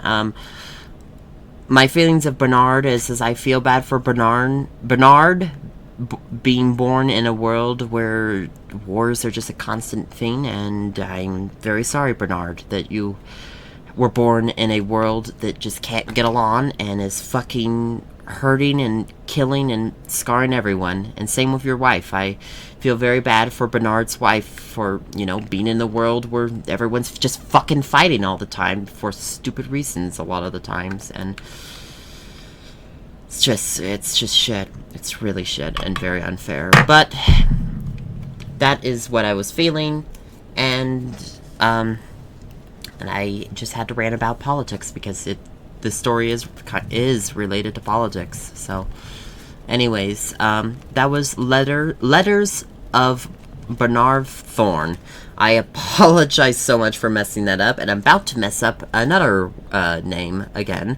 Thank you very much, Korean Linguistics Lab. I fucked that up as well. Thank you very much for you guys, or for you developers, for making this game. This was absolutely wonderful. There were some really good scary moments, by the way. I forgot that this was a horror game. Sorry, the story's quite sad, but the horror elements were very very smartly well done. They were very scary. They were very well done. They fitted into the story. There were some random jump scare moments, but overall, most of the jump scares were related to the storyline. So it was just really good. This was just amazing. Very good. And I definitely recommend you guys checking out and playing this because this is just, it was a lot of fun. It was a lot of fun. There is not a lot of replayability. I guess you could do other things, but not really if you think about it. I think this was overall a pretty straightforward experience. Like how the game was acting was pretty straightforward. You just do what the task said, kind of like Amnesia. But nevertheless, it was still a good experience. And if you want to just get the story, then why not play it, you know? Because the story is still very, very good, and definitely is what makes this game a very good game. And the voice acting. The voice actors were amazing. I absolutely love the voice actors in this game. The voice actors were very good, and, well, they were good voice actors. They were very good voice actors, so I enjoyed this game a lot. I think this was a very well done game, and, yeah, I will give this game, okay, so we're not, I guess I could do 0 out of 10 system, or I could do the 5-star system, So I'll do both. I will give this game... I've also forgot to mention this, but I forgot to put in my thumbnails the 5 stars, so I'm definitely going to start doing that soon, so I apologize I haven't done that yet. But, for right now, how many, okay, sorry, I'm trying to think. I will give this game, with the 10, or 0 and 10, system, or rank, I will give it 9 out of 10. And for the 5-star system, I will give it 4 out of 5 star, or 4 out of 5 stars. Or 4 half of a 4, or 4.5 stars over 5 stars. So, this was very good. You know what? Fuck it. No, I'm gonna give. Why wouldn't I give it 10 out of 10? Why wouldn't I give it 5 stars? Because apparently 5.5 stars means that I have 6 star system. Because apparently you have to fill the whole star to get, you know, an actual 5 or 4 star, which made no sense to me when I heard about it, but now makes sense. So I guess 4.5 stars, so it's close to 5 stars. I think I wouldn't give this 10 out of 10, just... I can't really... But, no, I actually, no. Fuck it, I'm changing it. 10 out of 10 and 5 out of 10. I really can't see any reason to changing this. I personally thought that this was very good and very well done. And I was going to say I wish it was a bit longer or there was more stuff, but to be quite honest, if there was more stuff, then I would have actually made it like 5.5 stars or 9 out of 10, just because making it more longer, I think would damage the story. I think the way it is just perfect. So yeah, this is 10 out of 10. This is 10 out of 10 and 5 stars. This is 5 stars. I will give it that. The more I think about it, I can't see it being bad in any way. I really have no problems with it. I think it was just perfect. Now, this is my opinion. Everyone else can obviously get their own rank, but in my humble opinion, I think this story and the way the game acted was just perfect for the style they were trying to go for, and them doing anything else, them even making it longer, I think would have just ruined the story a little bit, so, or damaged it to a certain extent. So I would just give it, I think it's perfect on its own. I don't really have any problems with it. The gameplay sometimes got glitchy, like that moment I mentioned to you guys, but besides that, there wasn't really any problems with it. This was a very enjoyable experience. This was very enjoyable from the beginning to the end. So yeah, I will give it 10 out of 10 and 5 stars. The only thing I recommend is not making for dyslexic people, I would recommend the developers to adding like a narrator that reads the notes that are not voice acted. And yes, it could even be like the cheesy Microsoft narrator voice or text-to-speech, but I just wish I wish there was a dyslexic button for people like me who are dyslexic, but I understand why a lot of game developers don't put that in, because it ruins the what do you call it? What is it called? What is that word? It ruins the immersion. It ruins the immersion, and it's not easy to program. So I understand why most developers don't do that, but I will still recommend it. If the developers are watching this video, that is the only thing I recommend, is adding a dyslexic button where basically the notes read to you in a Microsoft narrator voice, or you could hire a voice actor or something like that. I don't know, but that's my only thing that I kind of have a problem with. But to be quite honest, that's a thing with all video games, so it's not really specific to this. This is just what it's like to be dyslexic in a world that is nothing but you having to read everything. So, or reading is the only way of communicating, at least right now in this point in time. Although we might be getting away from reading, and we might go into a world where you can just get told information through a device planted in your head or something like that. Who the fuck knows? But in the meantime, before that, and to be quite honest, I really don't want any things plugging in my head. I don't want any, like, drives or floppy disks or DVDs sucked into my brain. I would personally prefer to have a dyslexic button instead that reads the notes, or me learning to read better, which I am trying to do. So I guess that's why I'm not complaining about it too much, is because I am actually learning to read as I'm doing these videos by reading the notes. So I'm not completely complaining about it, but I just would recommend for dyslexic players to add a reading the notes mode. That's the only thing I would recommend developers. But besides that, or for illiterate people, I guess, is that the right term? Illiterate people that can't read? I don't know why, but I just don't like that word illiterate. But oh well, is what it is. But anyways, but yeah, that's the only thing I recommend. But besides that, this was perfect. I really can't think of anything bad. I really enjoyed it. I really did enjoy this. So anyways, we're gonna go ahead and end today's video. I am very sorry for this game being very sad, and I'm also sorry I went in a political talk in the end of the game, but I thought that this indie short, or is it indie? I don't know. I saw this game, and I thought it was worth playing on the channel. I thought this was a really good game, and definitely something to play on the channel. So that's why I wanted to play it, is because I think it was really good. And to be quite honest, I'm very glad we played it. I'm very glad I played it for you guys, because this was very enjoyable, to be honest. Very enjoyable. And I definitely would like to play more games like this. And I want to expand my YouTube land. I want to do...